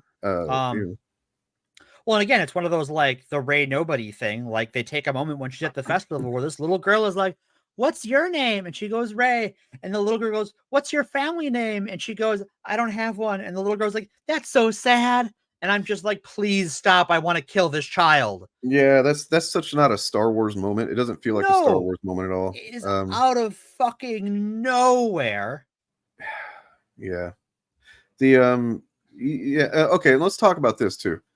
This whole movie, unlike any other Star Wars movie, is maybe, I guess, Rogue One kind of, but like not really. But we got to get the thing so we can go do the thing and get the thing and get the thing. It's MacGuffin City throughout this fucking movie. Yeah, like Star Wars is normally good about having, like, if it's going to have a MacGuffin, it's going to have one, right? It is the Death Star plans. It is, I mean, Han Solo in the first part of, like, there's not really a MacGuffin in the back half of Return of the Jedi, but it's Han Solo in the first part of Return of the Jedi. There's not really one in episode 1. There's not really one in episode 2. In The Force Awakens, it's the map to Luke Skywalker, which is just the Death Star plans again. Yeah. Yeah, and it's really like, it's not really done to, I mean, like, only part of the movie is that, because they really kind of get to R2-D2 pretty quickly in the movie. Pretty quick. Well, yeah. Like, it goes from R2-D2 to getting R2-D2 from the place, right? It's not like they have the MacGuffin pretty early, but it's now we have to get the MacGuffin from here to there. But like, and all of the MacGuffins in Rise of Skywalker just feel like it's just somebody just said, I don't know, some call it the dagger of blah blah blah. It's like, I know that these things have some place in canon or whatever, in lore, but like, it just doesn't feel like something that matters to me. It feels like generic fantasy shit. Well, yeah, it's here is a toy dagger, and like, here, like, the worst part about the dagger for me is, like, if you're gonna have that, like, because I get when you're doing Sith stuff, especially, like, you kind of want a heavy fantasy element. Sure. 1 second, got a cough. That's okay. I will say that I had to correct Morgan last night. A little bit. Well, we'll talk about that. Oh, do you push back? I'll push back a little bit on it. Okay. But with the dagger, like, okay, so she goes to the Death Star runes and she holds up the dagger, and then she has the little bobble that comes out of the dagger. I'm like, what is the point of making your map dagger if you have to have the little protractor, like, insert to finish it? Mm-hmm. It just looks really toyetic. And then the 2 little Sith holocrons they use to find Exegol, also toyetic. And I'm just like, oh, God. Well, and let's talk about the second fake out of the movie. There's The the 3PO? yes. Yep. Okay, so the trailer for that movie, whenever the trailer came out, and I think it was maybe the first one. Yeah. And it has it kind of the through line of the trailer is C-3PO saying goodbye to his friends and stuff like that. When I first watched that trailer, I got fucking chills. I had like a tear in my eye, like, oh no, fucking C-3PO is gonna go, and I realized like, oh, he's a droid, but he's a guy. You know what I mean? He's always been there for me, right? Kind of thing. And then the movie does this shit where it's just like, he's gonna lose everything. He's not gonna be the same guy anymore, basically. And then it's like, oh no, we had a backup or whatever. So he's just forgotten the first half of this movie. Okay. Yes. All right. Well, and part of it is like like they set up the backup, they fake out Chewie's death, and by the time you get to that scene with 3PO, you're like, oh, I can go to the bathroom now. Like, nothing of note's gonna happen here. Because they're gonna reboot him, he's gonna tell them where they have to go, and I'll see that when I get back from the bathroom. And he's not in any real danger of going away because we already know there's a backup. Yeah. See, I wish the holocrons like whispered and shit. Like in the old EU, like Sith holocrons and even in Rebels, like they're no joke. Like they kind of fuck with you. Yeah, that makes sense. Yeah. Because like what they are is they are like this repository of knowledge, but they have an AI that's a copy of the person that made them. Cool. And because it's a Force artifact, they can still kind of use the Force as this AI copy. And so like Sith holocrons will just fuck with you. Like they're no joke. So those two fake outs, I think what those represent is a movie that doesn't have anything truly resonant and based in anything that we've seen before. It's just kind of slapped together. And so, we need a couple of moments that are going to bring, pull some emotion out of people, because otherwise there's fucking nothing. But also I know some people, we're going to apologize for it right away. Right. We don't really want to commit to it, but we do want to get those emotional moments for sure. And I think I actually audibly said "fuck you" whenever the fucking the Chewbacca one happened. Whenever the thing blew up, because I was like, for one, I was like, even if he did die, fuck you. The fact that they did that for no fucking reason and that Rey's the one that did it and stuff, and it's just like, well, it's fuck because you. they wanted, like they had an idea. Okay, we want to show that Rey. So we were heavily hinting at Rey Palpatine, but we have to show she's tempted by the dark side, despite that not really being a thing till now. So they make her angry out of the blue. They make her, and you could have even done like it's just the influence of her connection to Kylo. Like, you already have an explanation. Why not just use that? Yeah. So then she gets angry enough to use Force Lightning accidentally and blows up what we think is Chewie. And then 2 scenes later, he's alive again. And so this is what led me to change a nickname of J.J. Abrams. So for the longest time, I've heard people call him Jar Jar. And I want everyone to get Jar Jar's name out of their mouth. If not, for no other reason than the actor who portrayed him has been through some shit. Yeah. Ahmed Best has been fucking tortured by the fans. And he's one of a handful of them that have, yeah. Yeah. And so, and like this guy, like, we think of like, what's his nuts is the big CGI actor. He plays the monk. Andy Serkis. We think of all the things he has done as someone who does mocap for CGI characters, and a lot of that stuff was done by Ahmed Best first with Jar Jar. So, like, we owe Ahmed Best a lot, and he's got nothing but shit on. No.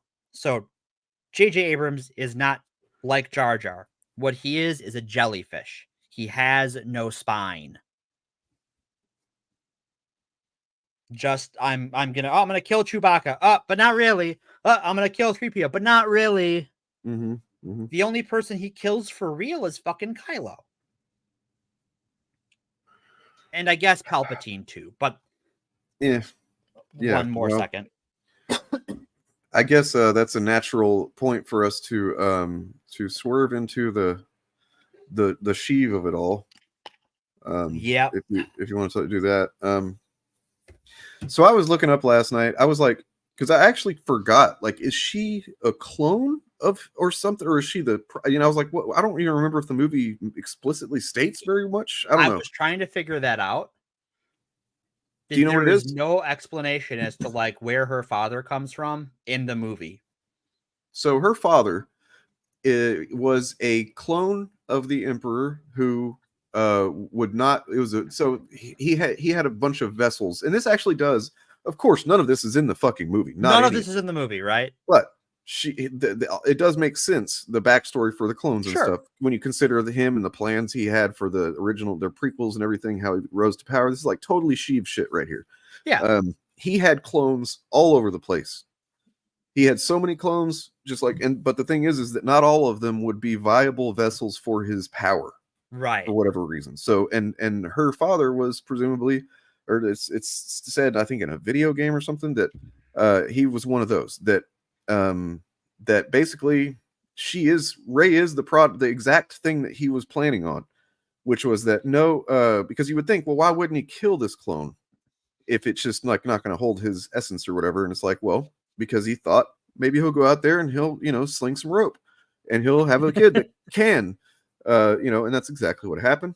Right. And that's it. But like, yeah, it's a rope slinging young Sheev, I guess. Yeah, just a rope slinging clone. Yeah, that again, why isn't that in the, we spend all this time, I wish I would have like timed the amount of time the movie spends apologizing for the Rise of Skywalker or for The Last Jedi. Right. Instead of like being its own movie. Instead of being its own movie, I wonder if that would have given us the 10 or 15 minutes we needed to go. Where did Palpatine get a kid? So I think I showed this on the Initiative stream the other day, but this is exactly the stream that we should be looking at on. So this is from Star Wars Holocron. Did you know the Sith Eternal Fleet seen in Star Wars Rise of Skywalker was created by Sith cultists on Exegol, who indoctrinated Exegol's population with Sith values and raised and trained their children to become officers, mechanics, and soldiers of the Final Order. Wow, that's fucking interesting. And I think that I think Elijah Wood speaks for us all.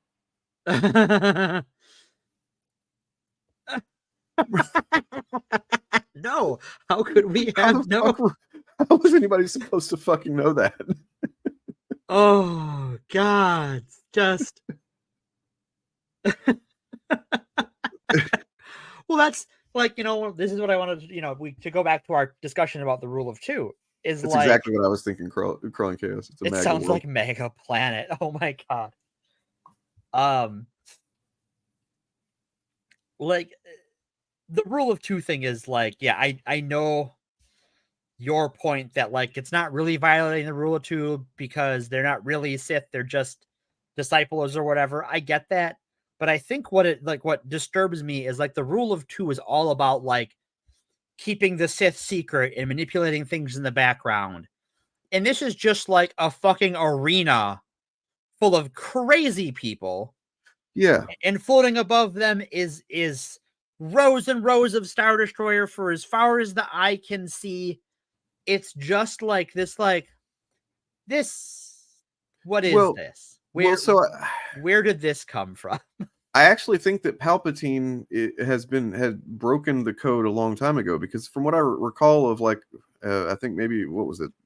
Knights of the Old Republic or something I learned about some Sith stuff in. Doing the whole like, pretending to be a politician and rising through the rank, that's actually bitch made shit as far as Sith are concerned. So like, him doing that kind of just broke the traditions of the Sith in the first place. The Sith is just supposed to be fucking pure badassery, aggressiveness, fucking come at you and slice your shit up and now you're dead. I'm the Sith.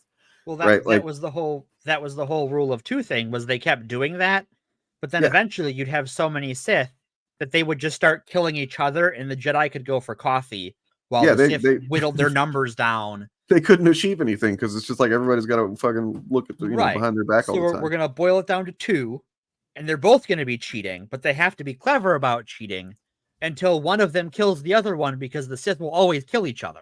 Yeah, because it's all because they are fascists. In case anybody ever had any doubt about what a Sith is, when you got characters that their sole drive is power, Like that is it. That's the only thing they want, and they're going to do everything aggressively as possible to get it. Like, look, I'll say this: Sith are at least honest about what they want. Generally, not Palpatine so much, but not at first. But depends on the Sith, right? Like, you got these MAGA people. All these fucking people, they pretend like they want this, and they free speech, and our fucking rights fucking and liars. stuff like that. And it's like, no, they want power so that they can want fucking power. exert power over others. Anyway, so yeah, true. I mean, yeah. Well, he had Maul and then Dooku, and he was messing with Anakin on the side. He had his side piece. I'm betting he was probably kind of like he was grooming Dooku in the background while he's while Maul was still one guy. Well, that's the whole trick to it is to bend the rules. Yeah. Right. So the rule of 2 is more like a suggestion of 2. It's a suggestion, right? But it is done with the subtlety, with a subtlety greater than an arena full of assholes in fucking robes. That's the other thing is like, why are all these people with all these robes here? Like, you're about to kick off your big invasion. What are these people's day jobs? Like, what do they do here? Because, like, obviously the indoctrinated people on the fleet they've got a thing to do, right? But those guys in the arena, what's their deal? Oh, I got a cookie. Thank you, Fire Sparks. Hey. Well, they're just they're really excited. They're so happy that Rey is gonna get possessed by the Emperor. They're so happy, and they just stand around getting crushed. It's great. I love it. They're like, we've been waiting for this. He's been telling us this is going to happen, and we didn't believe him. But holy shit, he was right. He's really doing it. Oh no. Oh yes. Oh no. And we're yeah. Yep.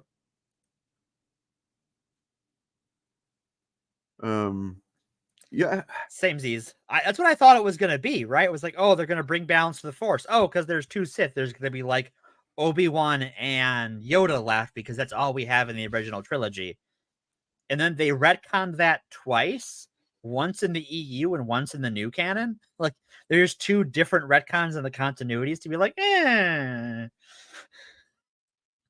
Like, but is it I mean, look, this is actually a discussion we could have sometime. Is it a theocracy whenever the religion is actually real, or when like the lore of the religion is legit?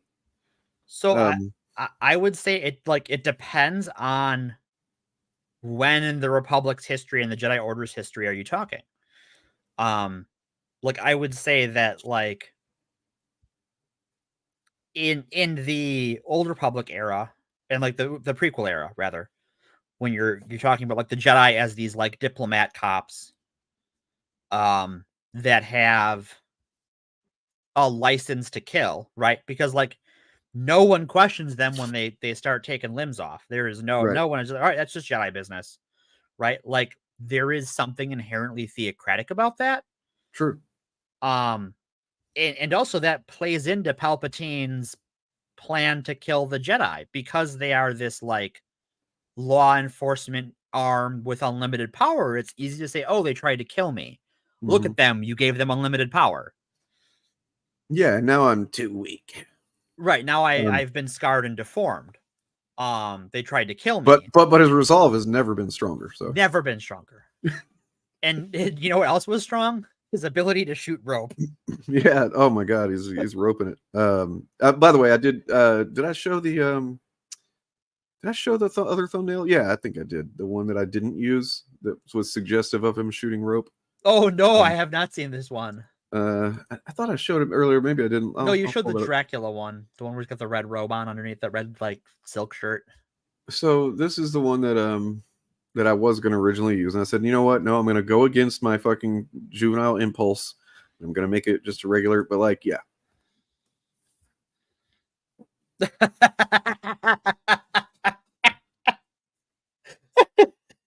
See, over here you've got, this is mid rope. This is mid, yeah. Post rope. He's like, I need a fucking nap, dude. Like, can you make me a sandwich? I'm gonna take a nap. And the middle one is post nut clarity. Yeah, that's post nut clarity. Amazing. Just like, oh no, this is everywhere. I feel kind of ashamed. Right. Well, okay, so here's a All right. question. How conductive is that? Because like dude's shooting lightning too. Oh, see, I actually had a text on the thing at one point that said, I said, a sheave be shooting rope is like he's shooting force lightning or something like that. And I just, yeah. So like, and then also the Jedi had unlimited child kidnapping powers in the Old Republic. So like, well, I mean, Firesparks is bringing it home here. It's not like in the Halo show where they literally stole kids from parents because they presumably would ask typically. I think so. You know, and then like if it's a slave world, then like, yeah, of course a parent's gonna, you know.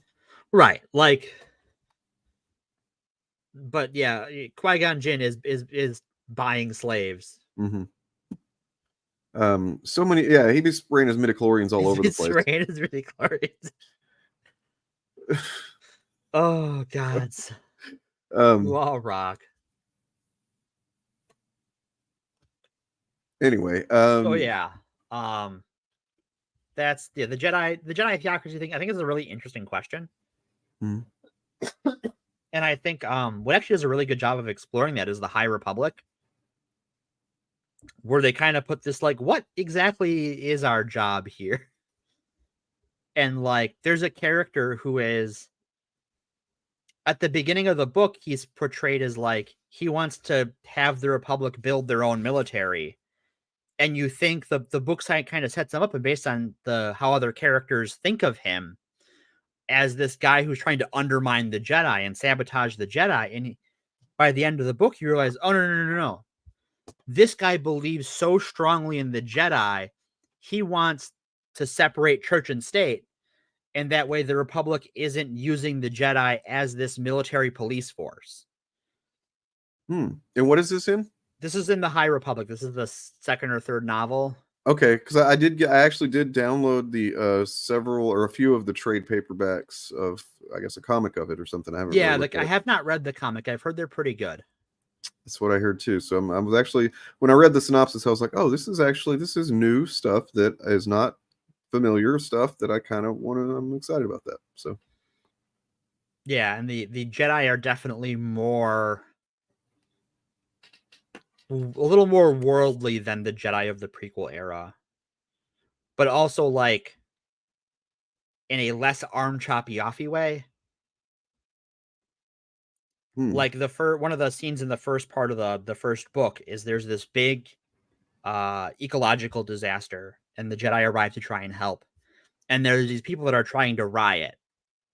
And the book is like, you kind of think that they're going to do the prequel thing where they're just going to lop someone's arm off. And instead they like talk the crowd down. And I'm like, oh, like they're just doing hero shit out here. So it's kind of cool that way. It's a different take on the Jedi, and it's one that I like. Yeah. Haha, Julia, I see what you did there. What did Julia do? Make a Taken joke about Liam Neeson kidnapping children. Haha. Somebody mentioned Liam Neeson versus Liam Neeson. Now we need a face-off. Someone mentioned Chiari Mundi, and it reminded me of a thing. I have a green screen of this that I don't know if I've ever used it, but I got the regular clip too. Let me just go ahead and load this up because it's a fun drop. I'm gonna keep this in mind actually. Chiari Mundi. He was apparently a sociopath. I'm seeing that whenever you just Google it or put it into YouTube, you see Chiari Mundi, sociopath. Shit, son. Is so apparently that's the thing. I don't know anything about it, but I'm gonna look into it, I suppose. What about the droid attack on? What about the droid attack on the Wookiees? Don't be attacking no Wookiees. It just sounds like a bad idea. In the meantime, here's this. Your mother.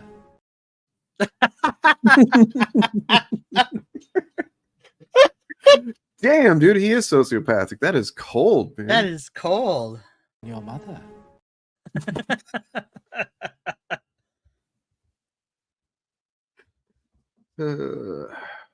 Oh, PR's here. We got some PR Deadpool in the house. I mean, Yeah, I mean, what do you? Look, I'll take responsibility for the corporate panic art of, and maybe we'll come back to this discussion in another episode if we, think of other stuff.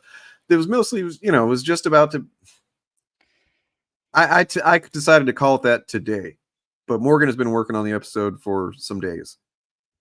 So yeah, I would say that like we've kind of hit the point where we talked about our sort of 3 instances of corporate panic, with D&D and Star Wars and with some music with Weezer. Well, we could go through the DC movies and just kind of look at how that. I mean, that's probably worth its own episode, really. We could do corporate panic art number 2 and just look at the DCEU and. But I guess to move it back towards the corporate panic, I have some more notes on the Rise of Skywalker because I've always got notes. Let's hear them. So I saw someone actually bring it up in chat earlier about comparing the Rise of Skywalker to the Dark Horse comic book series Dark Empire. So for those who don't know, this is one of the EU stories. It's one of the older ones too. And this is where we got the idea of Palpatine using clone bodies and trying to find a younger host. In this version of it, Palpatine has to keep changing clone bodies because they are not strong enough in the Force, or rather his spirit is too strong on the dark side, where he's just burning out bodies. And with every clone, like the lifespan gets shorter. And so he's trying to find a new, younger host body that can sustain him. If you want to read it, I won't spoil who his eventual target is. But it also features some familiar things. Death Stars capable of, or not Death Stars, Star Destroyers capable of blowing up planets like the Death Star. We get that in Rise of Skywalker. Palpatine not just creating bolts of force lightning, but whole force storms capable of astral phenomenon and damaging spaceships and stuff. We get that in Rise of Skywalker too. Our hero is tempted by the dark side, and that one, Luke gets kidnapped and decides he's going to try and be the only way he can stop Palpatine is to play along for a while. So he becomes Palpatine's apprentice for a while. In the same way we have Rey's temptation with the dark side. And lastly, Palpatine is defeated by the heroes redirecting his force energy back at him. Mm-hmm. Luke and Leia team up to push his storm back on him to blow him the fuck up. Yeah, some familiar elements there. There's a lot, not exactly beat for beat, but a lot of the big concept stuff is kind of the same.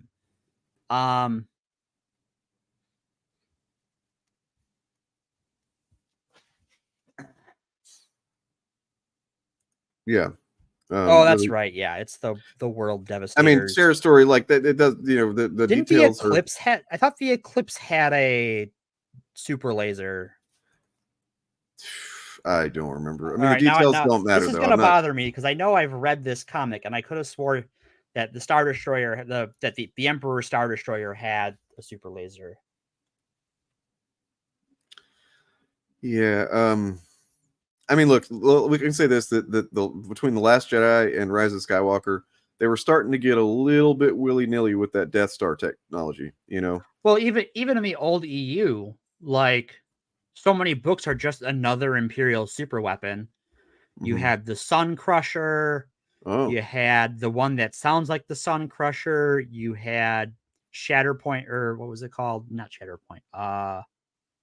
Counterpoint Space Station. You had the Death Star prototype in a book, and so on and so forth. That's true, Bob. It does, when you really think about what those words kind of describe, I feel like Star Destroyer is more of a yeah, it thing. Sounds cooler. But I also think Star Destroyer sounds cooler than Death Star. I'm not going to lie. I agree. There is a planet killer There's what you call it? Starkiller base. Well, that's in. Oh, we're talking about in the old lore. Okay. Yeah. I'm pretty sure that the Eclipse has the Emperor Star Destroyer has a super laser. The Eclipse does. I mean, look, yes, but no, because my ship is the bigger ship is the bad ship. It actually works incredibly well in the opening of Star Trek 2009. I feel like, yeah, there's just like the scale of that fucking ship and just the danger that they're in and everything. He nails that fucking opening sequence. I will fight to the death on that. Well, okay, so like that's not just an Abrams thing, you know. Abrams got that from George. True. Because that's a Star Wars thing. Like, true. That's true. That's just doing some Star Wars. I mean, look, there was kind of the takeaway after that movie was like, look, it's clear he wants to do a Star War. Let him do a Star War. He even had freaking R2-D2 in, get sucked into the vacuum in space in that opening sequence. Right. If you look for it, he's there.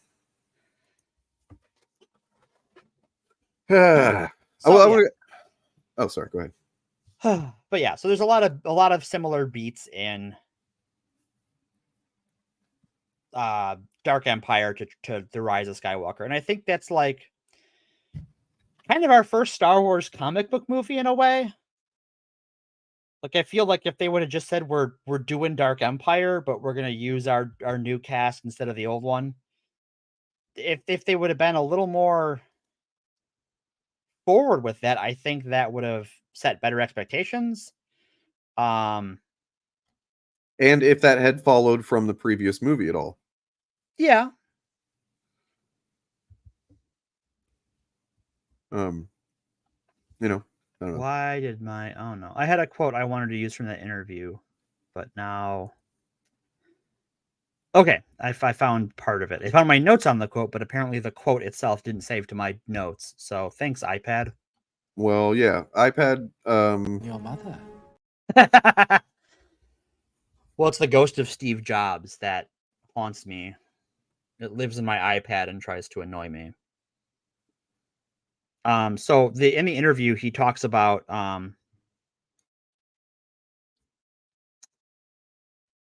the editor of The Rise of Skywalker talks about how the podcasters question him on why the movie had so much fan service. And according to the editor, that was a feature, not a bug. Because the alternative was just kicking off another wave of backlash. Right. I mean, that seems obvious. They did all the fan service because there was going to be a backlash, and that's what the editor said in this interview. So, I think that's a pretty authoritative source. Because, I mean, it seems obvious. Because, look, Rian Johnson specifically decided that he needed to, as that review that I read from at the beginning, he said, yes, I love all this stuff too, but I love this enough that I recognize that if we don't start doing things pretty differently, this thing is going to die on the vine. It's going to wither up. You know what I mean? And lo and behold, you go back to Rise of Skywalker, takes it back in, reverse progress.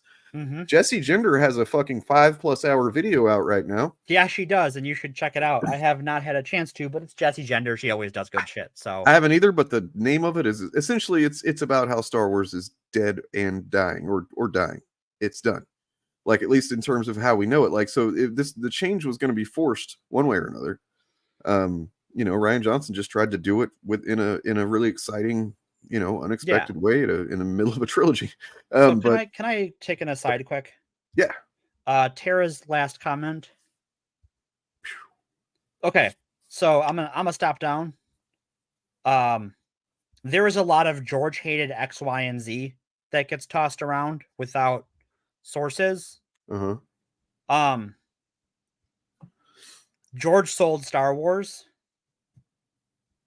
Who cares what George thinks? If George wanted to let us know what he thought, shouldn't have sold Star Wars. But the fans drove him to sell Star Wars because they abused him for 15 years straight. I mean, that's really reductive. I don't think that's all Ryan did was do that. No, I don't think so. He did different things than what was expected. He subverted, sure, but like it wasn't always just the opposite of the thing. No, I think what he did is he followed the logical next step. It wasn't that he did the opposite, it's that he thought it through. Not trying to come down on you hard, but with that one, like I see that a lot. Like George hated The Last Skywalker. George hated this. George hated that. Oh, go ahead. Terror Story. I don't know if you watch my channel other than this show or not. If not, you should. I make some content, and sometimes it's pretty good, even though Morgan's not with it on it.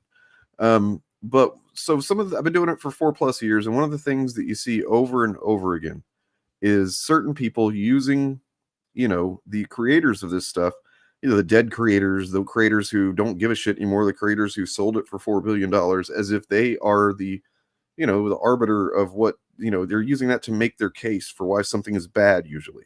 And, in some cases good, whatever. And without a source. And not saying that you're doing that, but I mean, it's just something that in general we try to encourage to, make a case a different way, I suppose. I would like to know if you can give a source for that. I'd like to know what it is. I would, yeah. If you've got a source, groovy. I love sources. I take notes. I love notes. Yeah. It's the mix of like, we see that like appeal to the creator thing. And like, if it's not sourced, it doesn't really mean anything. And yeah, it also like George isn't the one who gets to decide whether or not I like a Star Wars movie, right? George's opinion of a Star Wars thing doesn't affect my opinion of it. Terror Story, the reason that you should know we're not just coming down on you in particular is because you're actually, the thing you're claiming is in support of our favorite movie of the trilogy. Right, yeah. You're saying George likes the one we like. Yeah. It's not like you're saying we're the opposite. Not attacking you. We're trying to encourage critical thinking. That's it. Fetishizing authorial intent is what I call fundamentalism. I love that. Bob, you are awarded 1 point. Spend it wisely. Well, I mean, we got 2 new fan words lately. I came up with one. Let me let's hear that. The visual for it here.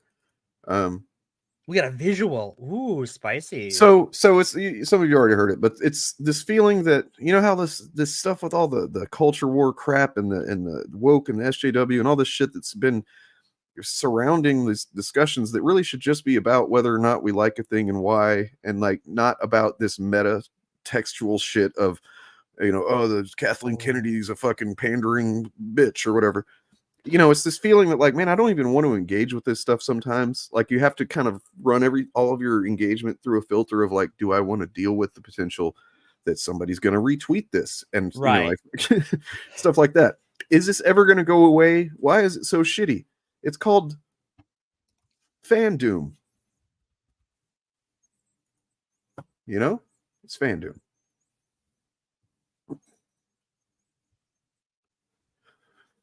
I don't think anybody said you were contributing to the culture war, Terror Story. Yeah, I don't think that at all. We disagree on some of your takes, maybe, but like I think you're rad. I don't know. Okay, if I wasn't clear by saying that I see certain people saying this stuff and then I'm relating it to what you're saying, it's not you. We're not talking about you. You're not one of those people. I know that. What I'm saying is that there are still tendencies that get used by those people that I try to discourage in other people so that we can kind of like just be better fans, I suppose. Like, I definitely get like it's easy to feel attacked when you've defended the sequels, and I mean, even in this podcast where I've ostensibly come in attacking the one sequel, I've even had a lot of good things to say about it. Yep. So like, I think the only reason I think there's issues with it that take me out of it, and that's my big, exactly what Lucifer said. You are allowed to like things and not like things at your own leisure. Yeah, I don't know if you know that we got a saying around here that I'm really trying to get to take off so I can make some merch and branding and make a lot of money off of it. Oh my god, my iPad's almost dead. Yes, but you should drop the phrase. Why the one you is like it, to say? apparently isn't loaded up again. I feel like, oh no, how does this keep happening? Is it on the other channel? I don't know. I'll pull it up real quick. I just gotta find it. But no, this is not the kind of place where you're gonna get chastised for liking or disliking anything. You can say that you hate The Last Jedi, and you can say you hate anything, as long as it's not for some reason that implicitly says because of some person's identity being what it is or whatever. Because that's shitty and that's lame, and I don't think you're going to do that. But no, you know, and don't go after other people for liking or disliking something. You know, it's a strong impulse in a lot of fans. I mean, I get it myself. Just when someone says they don't like something that you love, I'm like, I have to kind of check that. Like, oh no, don't. We've had those disagreements on this very show before. Yeah, we had literal episodes dedicated to it. So yeah. But yeah, it's not that kind of channel, and really probably this is one of like 3 channels on YouTube that aren't like that. We try not to be. There's a lot of them, so many. You know what? I don't think I have the drop. Oh no. No, I don't have it accessible because like my fucking external hard drive has been acting wonky, so I don't always have it plugged in right now. Oh, that's not good. And so, yeah. Oh no, here it is. I got it. Yay! Crisis averted, folks. We did it. So Mission this is accomplished. my eventual $1 million moneymaker.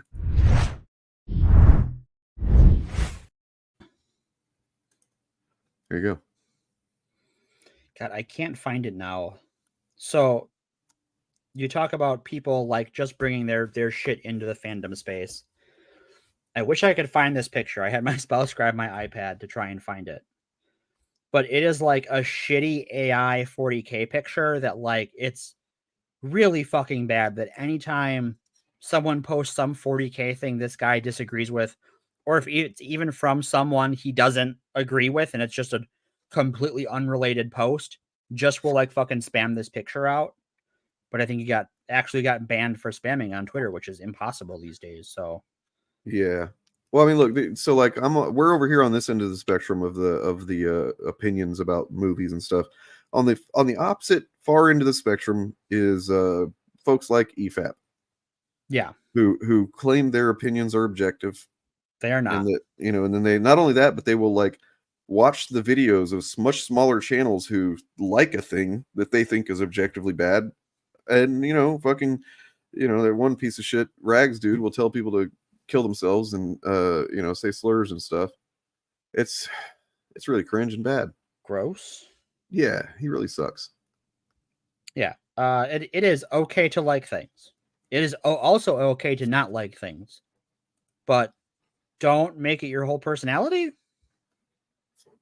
That's weird. It's weird. True.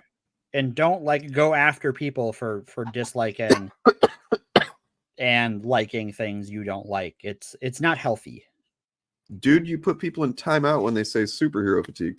No, I put people in timeout whenever they are saying something that is not helpful to the discourse, and I'm asking, and that's encouraging you to consider that you're just using a thought terminating cliche, and that by saying that there's nothing else that can be said from that, and you're just like essentially adding nothing. You're not building on a conversation. You're not contributing anything. Superhero fatigue is just such an old, tired, disproven piece of shit. Been saying thing. I mean, I've been hearing about superhero fatigue since like when Captain America the First Avenger came out. Oh, I remember it from like mid 2000s or so. I mean, that is mid 2000s, isn't it? Or am I just in the time vortex again? That was 2011. Oh my God, was it? Fucking hell. Yeah. I sit corrected. So yeah, like I have a rags drop too, by the way. Here's that. I don't know. Kill yourself. Oh, I guess. no. I don't know. I don't know. I don't care. Jesus Christ. Yeah, don't do that. It's bad. It's not nice. I've got a video on Chud. Chud, you know, just a real quick explainer. It's a type of a way of behaving and a collection of things that you say. So a chud is not, you know, nobody's born a chud. It's a learned behavior, and it's a learned set of behaviors. So Chud is somebody who, anytime there's a a minority or a woman who is presented in a lead role of something, their first reaction is to say it's woke or it's pandering or it's like feminism is killing this or whatever, that type of thing. That's a Chud. People who look for every opportunity to denigrate the very idea of someone other than their own perspective being represented or having an ounce of equity. So, yeah.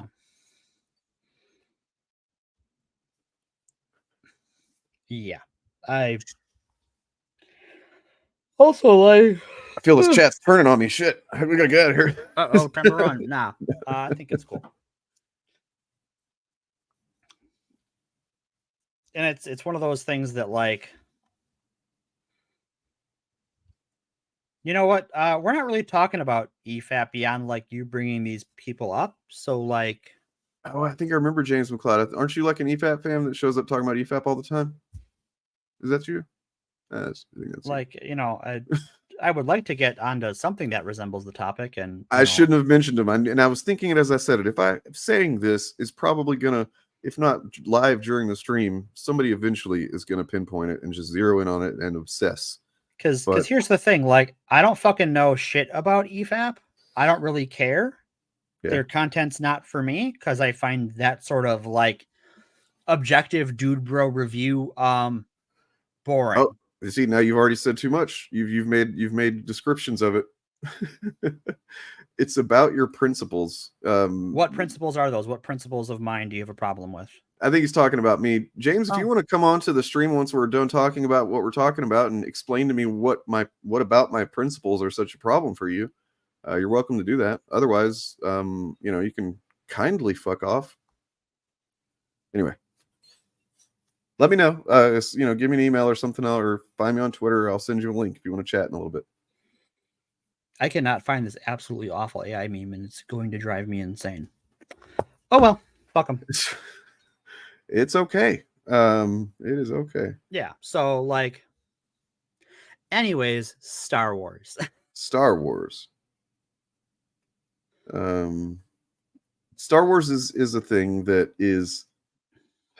It has always been it's always been really good with a little bit of like bad in it, I think. Yeah, and that's something that as an adult Star Wars fan, it took me a while to fully come to grips with. And that's, of course, these are just opinions, but like, yeah.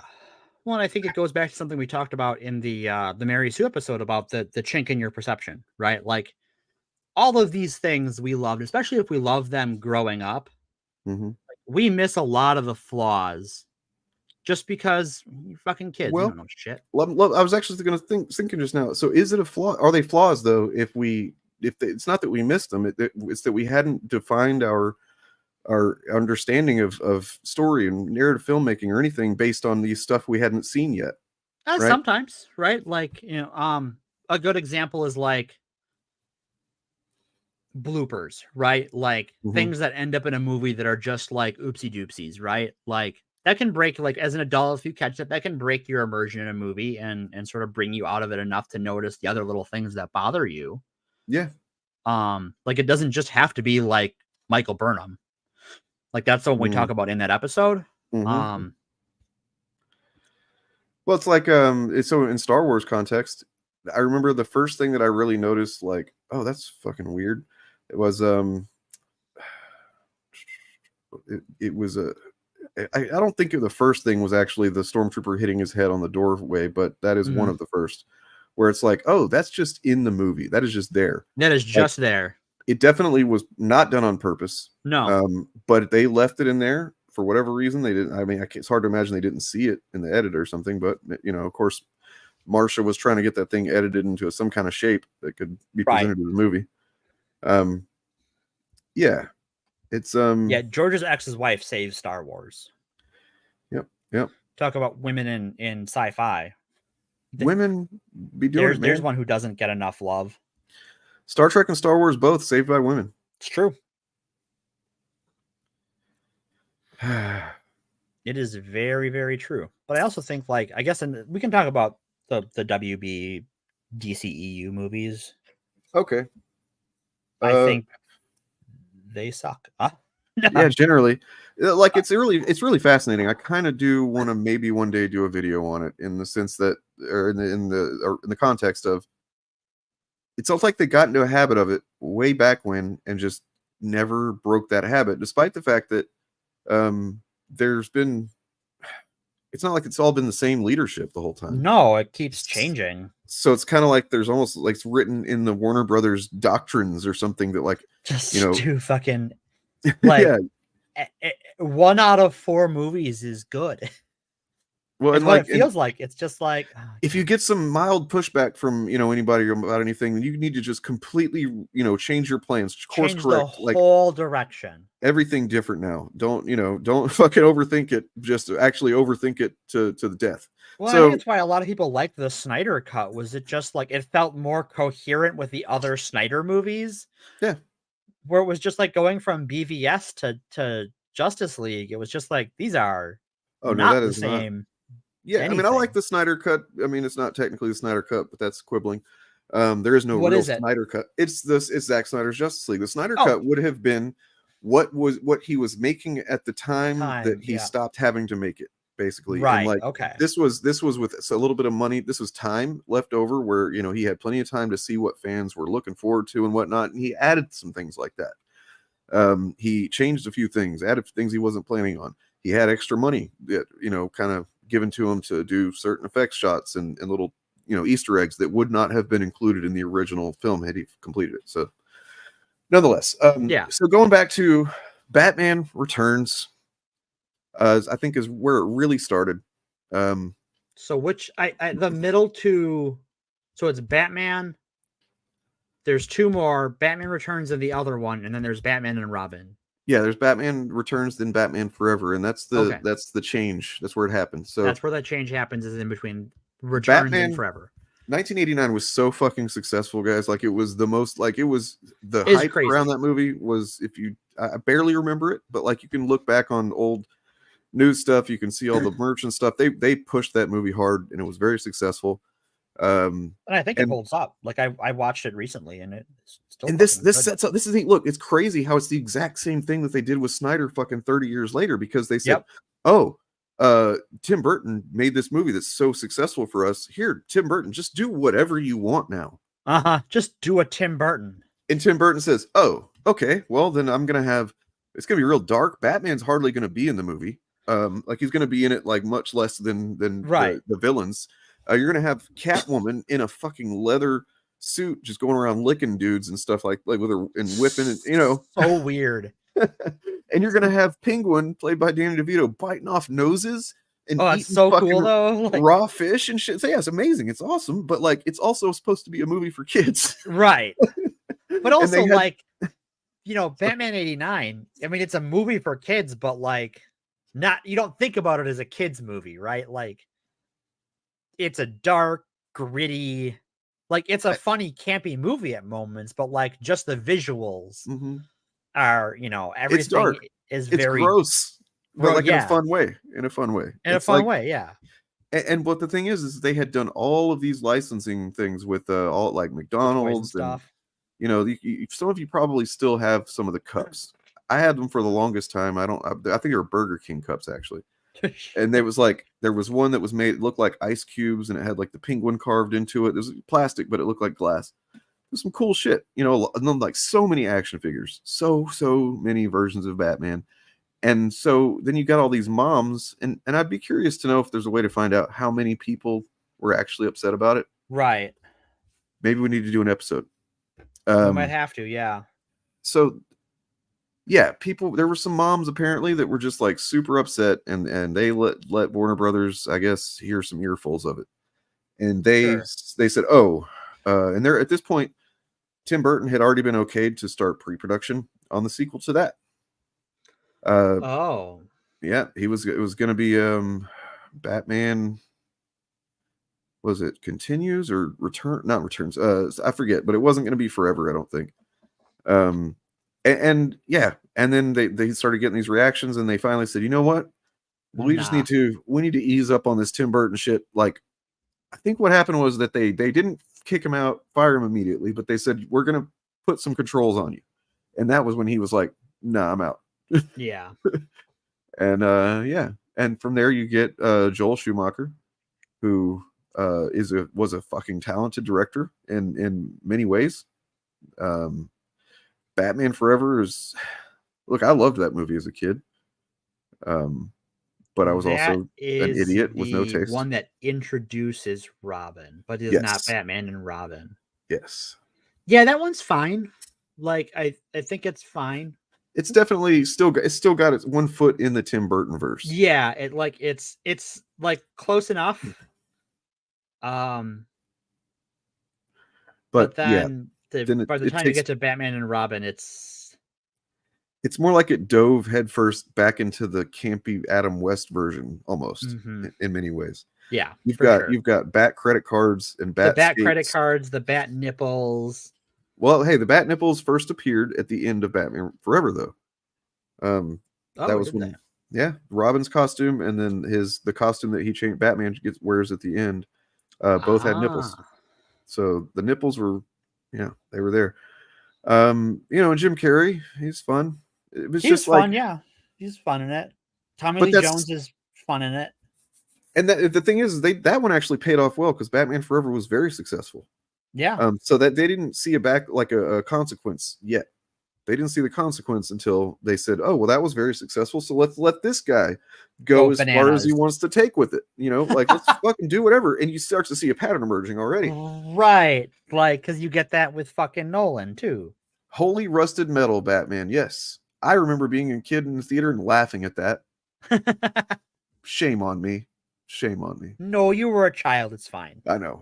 He's like, what? He's like, oh, because it's made of metal and it's rusty. Get it? It's got holes in it. It's like cringe. And then it just Batman Forever's not good. It's good and kind of like a so bad it's good kind of thing if you want to watch it for that. But like as a Batman movie, no. And not only that, it almost killed comic book superhero movies completely. You mean Batman and Robin? Yeah, Batman and Robin. Yeah, sorry. Batman and Robin is so fucking bad. It almost killed like the that Blade. Was gonna be it. Yeah, Blade saved superhero movies. Well, but the thing is, when Blade came out, if you go look at any of the old marketing or promotions or there's nothing about it being a comic book movie. No Marvel anywhere. Like in like fine print in certain spots can you find it, but like there's no Marvel logo because they were like, we got to keep that shit hidden. Right. People associate that like that fucking terrible Batman movie. It's not even the same publisher, but got to keep it away. Right. Bane, Poison Ivy. No, sorry. Forever was Riddler and Two-Face. Riddler and Two-Face was Forever. Batman and Robin had Mr. Freeze, Poison Ivy, and Bane. But like the world's worst Bane. So if there's some stuff you can watch online about that talks to Joel Schumacher did eventually apologize for those movies. Which did he? Yeah, he did. He said, "Look, I thought that I was doing what people wanted, and I was wrong. That happens." He explained his thought process behind the nipples, and it actually no, it still was a bad idea, but I get where he was coming from. You're right. You see where he's coming. What was his explanation? He was in his mind, and he's not wrong. These superheroes are the modern pantheon of gods. Sure. So they have these bodies of gods, right? So like in his mind, he's thinking of statues of right. What would a statue of a god look like? And so it's perfectly formed, and he wasn't thinking of nipples as anything necessarily sexual or silly or weird or anything like that. It was just like, no, this makes perfect sense in my mind. He's not a comic book fan either. So. Right. Like, and I totally get where he's coming from. I think once you see the suit, right, you're like, you know what, maybe because they just look silly. Yeah. I mean, that is a good line that was not actually in the movie, but yeah, apparently that's Tommy Lee Jones went up to he hated fucking Jim Carrey. Oh my gods. Fucking hated him. Tommy Lee Jones is only in the movie because his kids want him to be, basically. Right. He needed a paycheck. And he gets there and he didn't know what Jim Carrey was about. This was Jim Carrey at his fucking peak. At his peak, yeah. He was peak Jim Carrey. He had just done The Mask and Dumb and Dumber, and so like you had to imagine he was acting a little goofy. Sure. And Tommy Lee Jones comes up to him at one point and just says like real sternly, "I cannot sanction your buffoonery." Fuck yeah. That is one thing to remember about actors is that they're working for a living, folks. Just like the rest of us. I mean, hopefully there's enough contexts left over thousands of years from now that will show that we didn't actually worship them, but maybe we do in a way. I think when you get into, I think you see it, the shades of that in that segment of fandom that has like this very, I'm gonna call it wiki-esque view of a character, how like this is how they are described in this writing, and so anything that is outside the margins this thing showed me is wrong. Like that's kind of religious thinking. It's a fundamentalism. Yeah, it is fundamentalism. Really is, and it's a cause of a lot of fan doom. It is the cause of a lot of fan doom, and I think that we're probably fan doomed to repeat it in a lot of ways. Mm-hmm. I mean, well, you got fan doomsday preachers basically that are just the end is near when it comes to these properties all the time. Oh well, not now. Now it's kicked the can down the road a little bit. It's just like a doomsday preacher, right? It's Captain Marvel is going to ruin the MCU. Mm-hmm. Mm-hmm. Oh well, now this thing is going to ruin the MCU, and Eternals is going to ruin the MCU, and Shang-Chi is going to ruin the MCU, and we're back to Captain Marvel ruining the MCU again.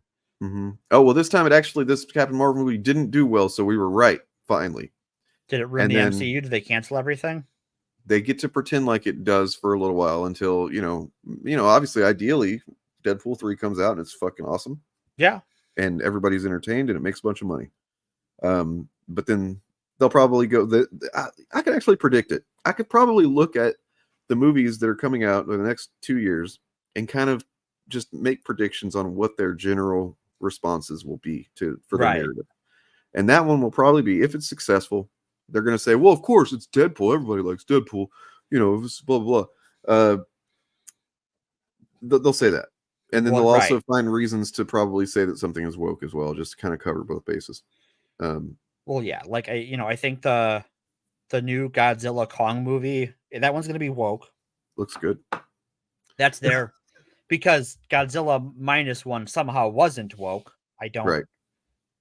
Having seen the movie, I'm just like, what does woke mean these days? Because like Toho said trans rights like 2 years ago. Said 2 years ago, and like it's got like they talk about what's his nuts Drinker talks about like the stoic male, and like the main character cries and runs from danger and like has a lot of trauma he's working through like all over the fucking movie. And like he does the heroic thing, does a bunch of heroic things. He's a cool character, but like I don't know that he's the stoic male TM.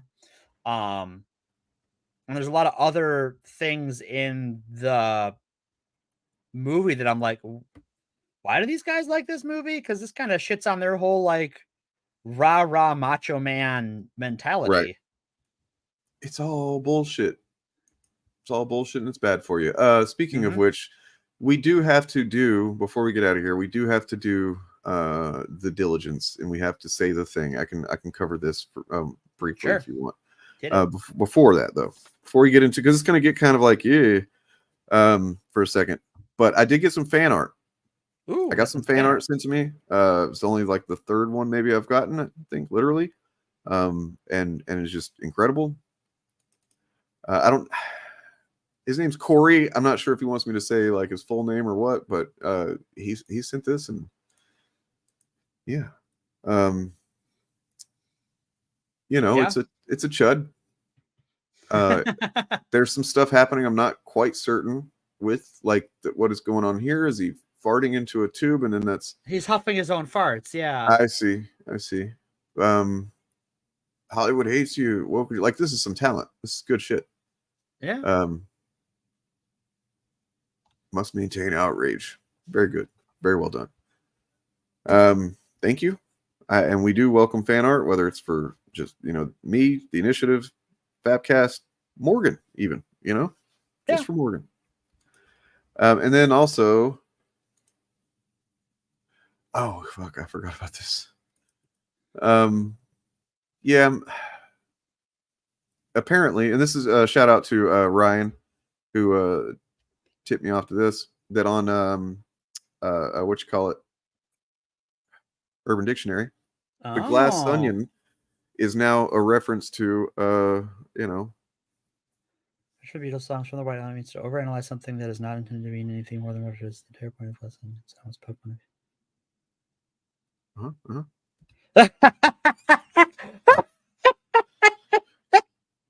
Critical drinker is a fucking dunce.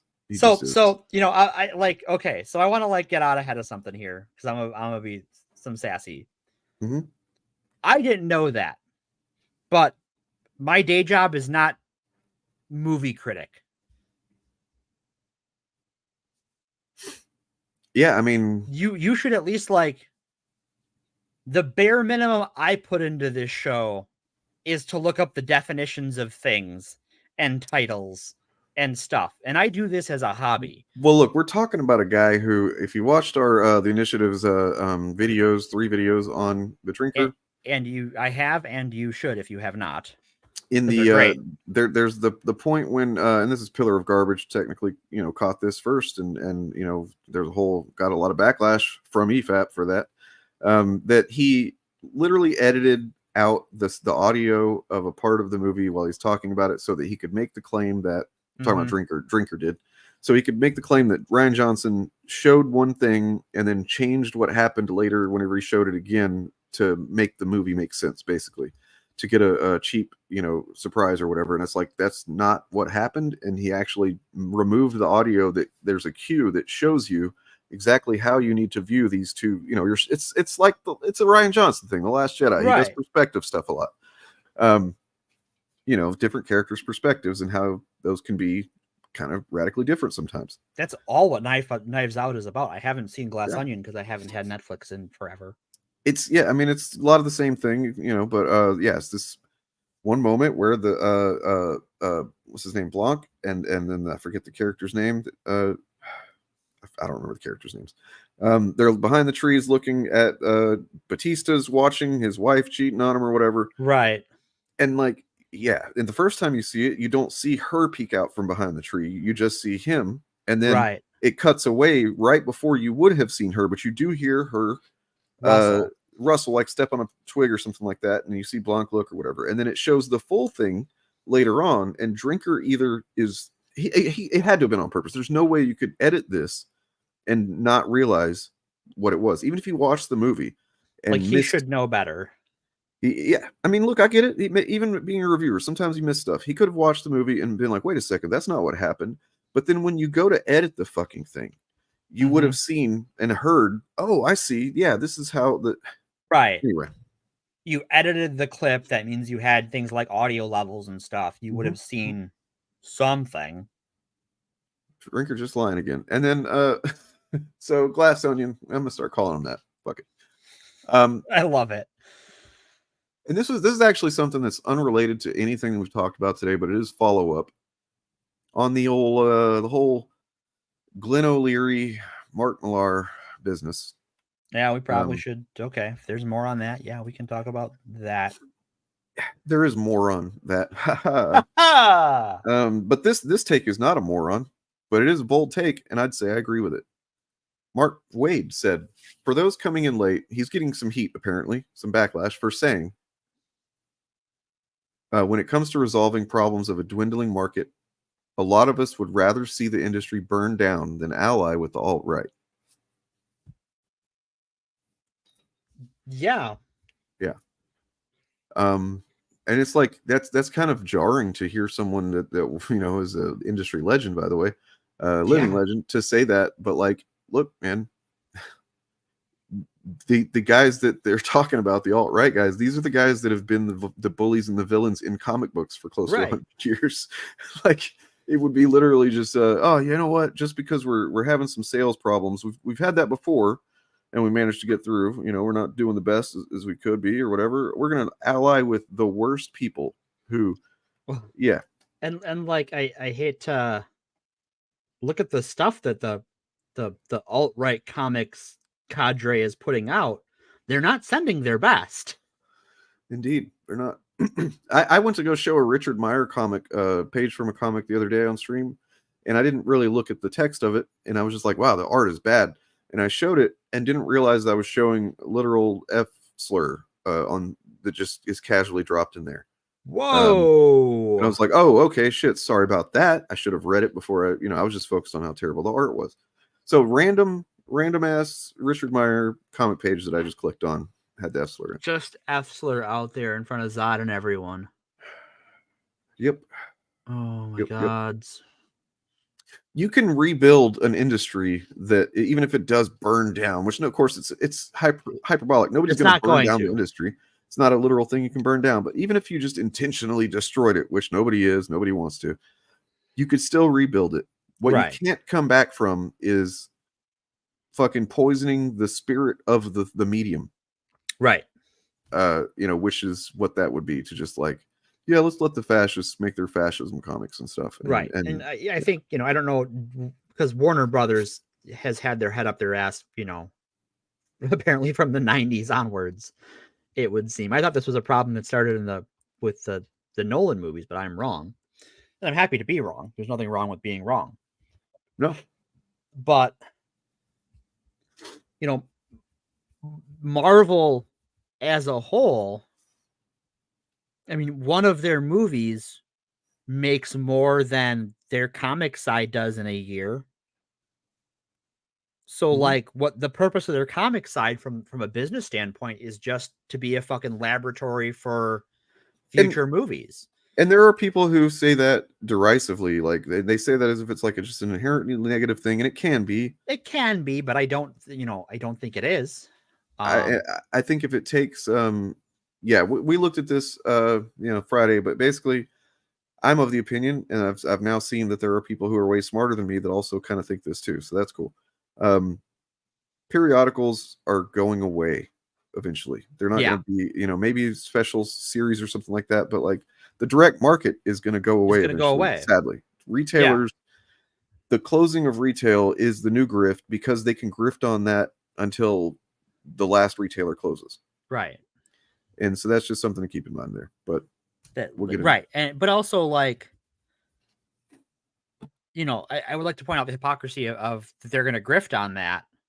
They're going to bemoan the death of retail, but they don't sell. They're not publishing for retail. They're not writing for retail. They're not putting out floppies, monthly or quarterly or whatever. It's all crowdfunded. It's all online. They don't do anything to encourage or work with or partner with, brick and mortar stores. Like, to go back to my area expertise with the tabletop role-playing games, there are some publishers, Evil Hat is the one that comes to mind, where if you buy a book in the store, you can, if it's a store that partners with them, you can take the receipt to Evil Hat and they will give you the PDF for free. Games Workshop books come with a code in the back that you can put into their web application and get the info and the books on their app, so it's easier to use on the tabletop and stuff, and it's all on your phone or your tablet. There are things you can do to encourage being in the retail space, in the physical space, and online that are there. These aren't even new things, right? These programs have been around for over a decade at this point. That I think Marvel and DC should do. If you go into a store and you buy a floppy or you buy a trade, you should be able to go on to their app and put in your code and get the digital, because a digital is free effectively, right? You've already spent the money and bits cost nothing at what cloud storage costs. So, they should do that. But also these guys who are bemoaning the death of retail, don't really care about retail. It's just the latest talking point in their BS. 100%. And like, so last week, Mark Millar had on, or Miller, however it is, you know, look, people say he's such a great writer or whatever, but he doesn't even know how to spell Miller. Okay. That's cold. I stole that from Ramon Villalobos. So Nice. So he had on, you know, that Glenn O'Leary guy who he had to kind of like gently nudge in the direction of saying that things are not great. Because as Glenn started off saying, "Oh, things are great. Ever since you started talking about me, I got businesses up." And, you know, like he's not, that Glenn guy is not a chud. He's not someone who's looking to grift on negativity. He was, you know, he kind of got used. Yeah, I would agree. And then it seems like he's probably benefited from it to a degree, but hopefully that's all that comes of it. But then Mark said, "Oh, well, that got me a lot of attention. And my Netflix deal hasn't worked out great at all. So I need to do something." And so he got, like last Tuesday, I think, he had 3 more retailers come on. And I haven't watched it yet, but I've read about it. We looked at it Friday. Read an article that described it, that these 3 retailers were not what he was probably wanting to have happen. Because they were intelligent guys who wanted to talk about the real issues going on. Oh boy. And like they even had to eventually explicitly say, like, we don't need to bring politics or anything into it. That's not productive to the conversation. You know, and so they just so I'm following, the shop owners, the retail owners told Mark that. Nice. Yeah. Essentially they were all just literally there to have a real conversation about the real problems. And these chuds, these grifters aren't doing that. That's not what they're. No, they saw an opportunity with this Glenn guy to push. They're rooting comics so much it's hurting comic stores. And I would agree that, you know, the publishers are hurting comic stores, but that's absolutely, there's a problem.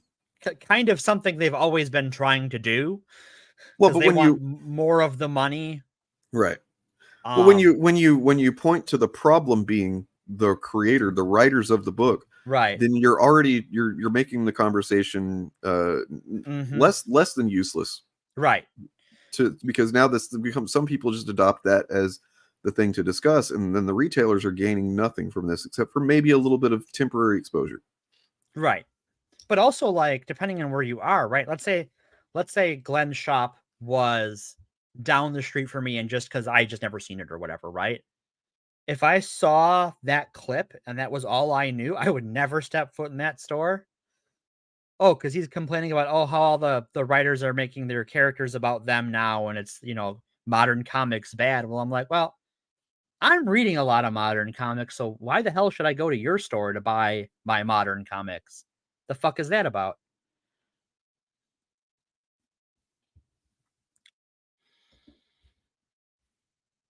We do not have super chats. I don't know if Dane has a coffee or not. Michael, for one thing, man, you just became a $15 patron the other day, and I really, really appreciate that. So I'm actually glad. I'm actually glad that you can't donate to super chat right now, because I would feel guilty. But no, thank you for asking.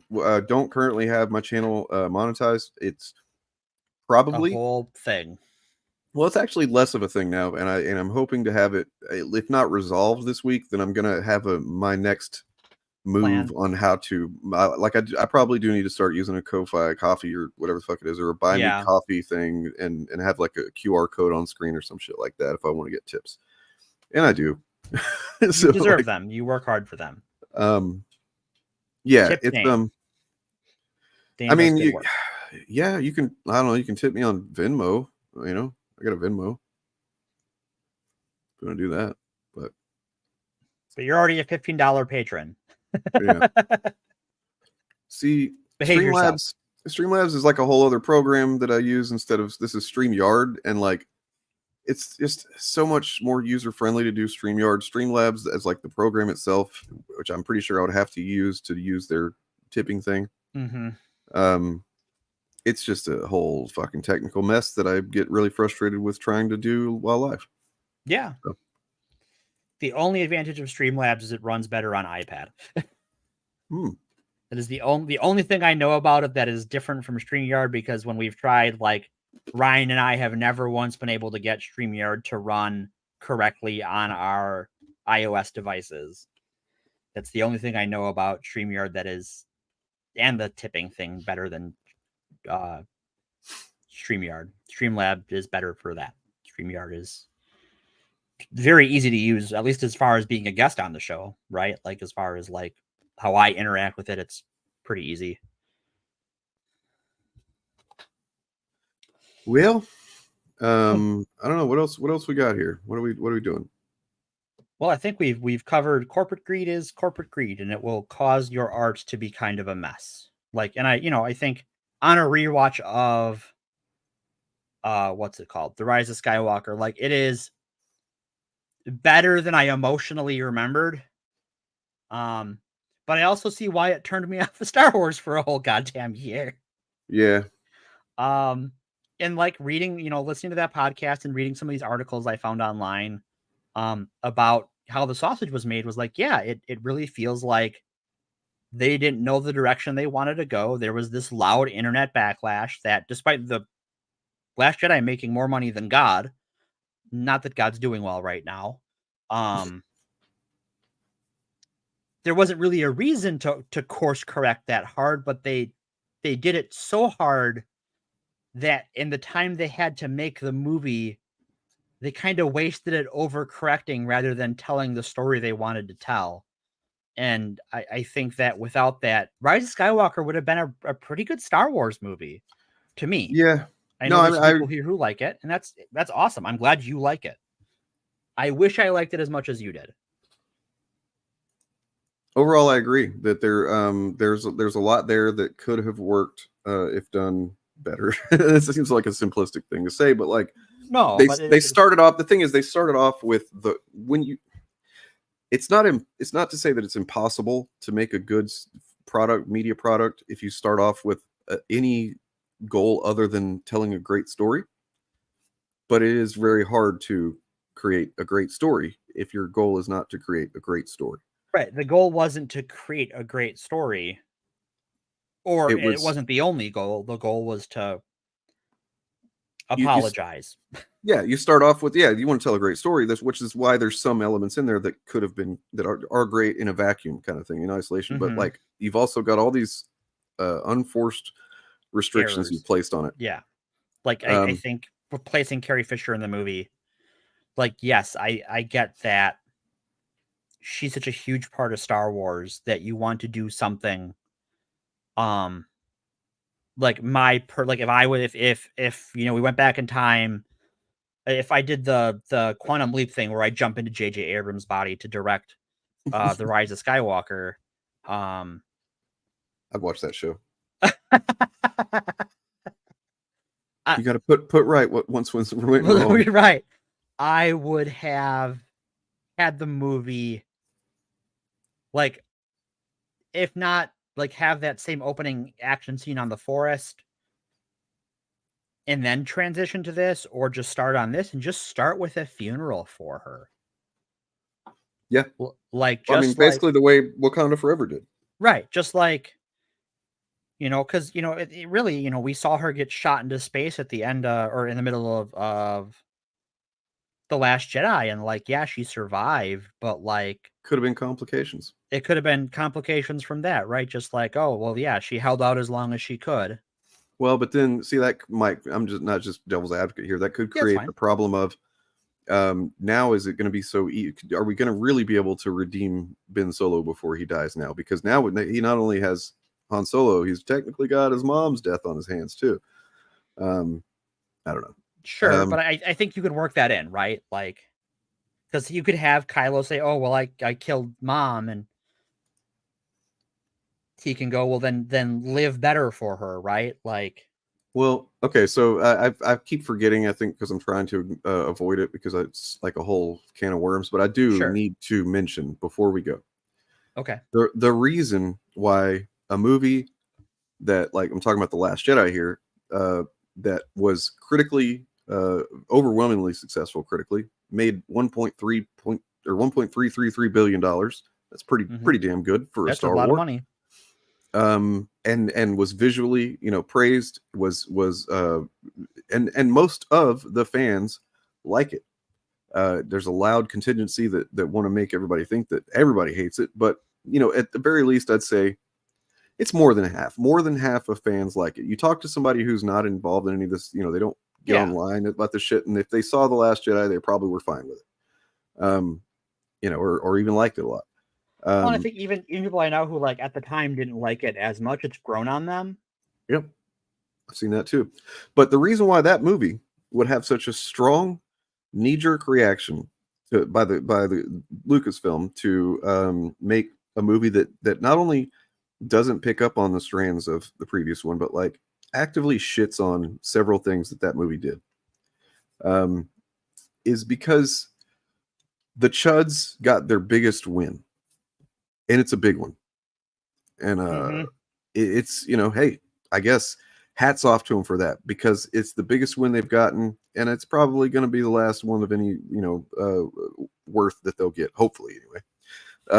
They haven't gotten one nearly this big again, because they managed to do this at a time before the studios had really realized that no, not all of the reactions that we're seeing are legitimate fan reactions, and they're not for the right reasons. Star Wars has figured it out now. You saw that with Moses Ingram. And you look at the people who were pushing the Star Wars hate lost their goddamn mind. Yeah, because they're like, wait a second, we already did this, and now it's not working this time. What? Well, and they tried to frame it as an attack on the fans, right? That Lucasfilm is attacking the fans, and Ewan McGregor is attacking the fans. But like, I didn't like Obi-Wan Kenobi. I don't like that show. I didn't really care for it. It was fine. It wasn't the best. But like, I knew I wasn't being attacked. You know how I knew? Because I didn't say shit. I didn't say shit about Moses Ingram. I didn't send her threats on Instagram or whatever. So yeah, if you have not familiarized yourself at all with this, you should read it when you have 71 spare minutes. Yeah, when you have a little bit of time, you should go track down Rewriting Ripley. Excuse me. It is in podcast form too, I believe. It is, yeah. Yeah, it is. So this is a handful of women who did a lot of work and paid a lot of attention, and it's not a flawless timeline. I've definitely encountered a couple of things where I understand things in a way that maybe it's just because I've been focused on it so much for 4 years that I know it that way. But like, for one thing, they kind of tie like Ben Shapiro in there just like tangentially, and it's really not like, I mean, yes, overall he is part of the kind of attitude that that is used or conveyed. Well, but it's if I recall, he was both like a big vocal anti-Last Jedi guy and a big Rise of Skywalker is great. Yeah, with some weird like bloodline fetishization. You know what I'm trying to say? Yes. Weird bloodline fetish from Ben Shapiro. Which is funny because if you remember, I think I told you showed you that article that I'd found about the crate metaphor, the allegory of crate and the cave and the foxes and stuff.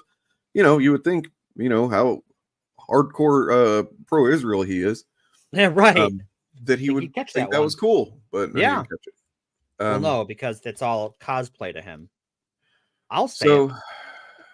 Yeah, they won, man. They like, it's pretty clear, to anybody that's been paying attention that that's what happened. Like, at this point, I doubt many people knew the term the fandom menace, but we have all come to know them as such since then.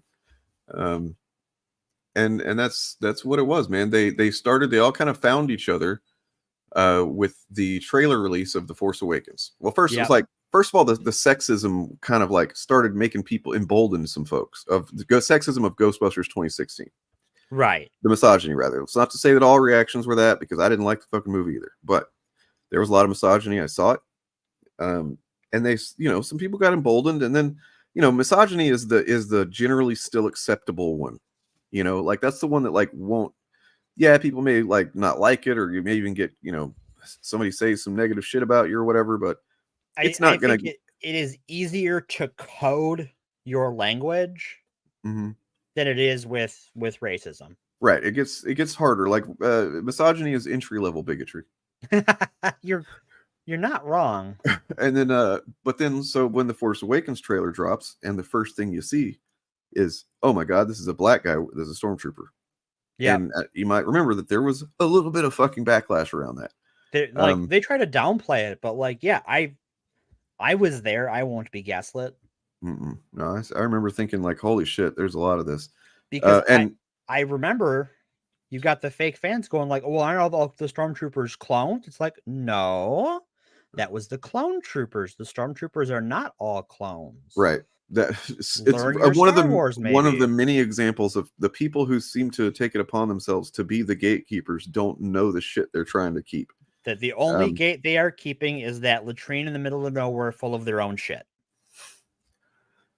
So yeah, and they all kind of like, oh, you're racist too? Oh yeah, okay. And then that's whenever they kind of started coming together. So between the Force Awakens trailer and the release of The Last Jedi, it had built this little parasitic sub industry on fandom had developed itself. And when the movie came out, it was just they were primed and ready to go. They were at full force, the wind at their backs. You know what I mean? They were they did it. They raised such a stink, so many videos, so many fucking review bombs and whatever else, that Star Wars saw this and somehow they just said, okay, look, well, the critics love it.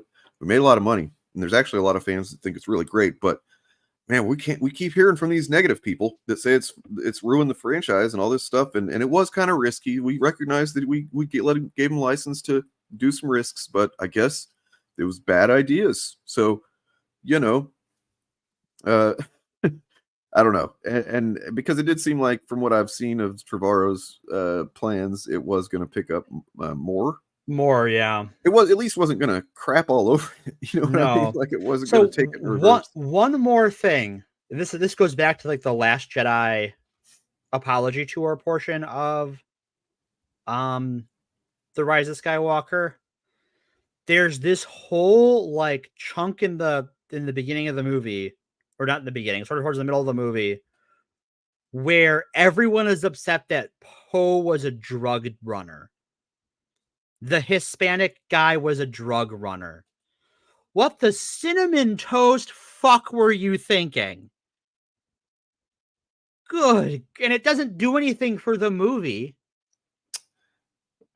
Why is this here? What does this add to this movie? Yep. And really, like, back when The Force Awakens came out and people were saying Rey is a Mary Sue, I argued that Poe was the Mary Sue. I mean, really, like, yeah, he there was not really explained how he survived.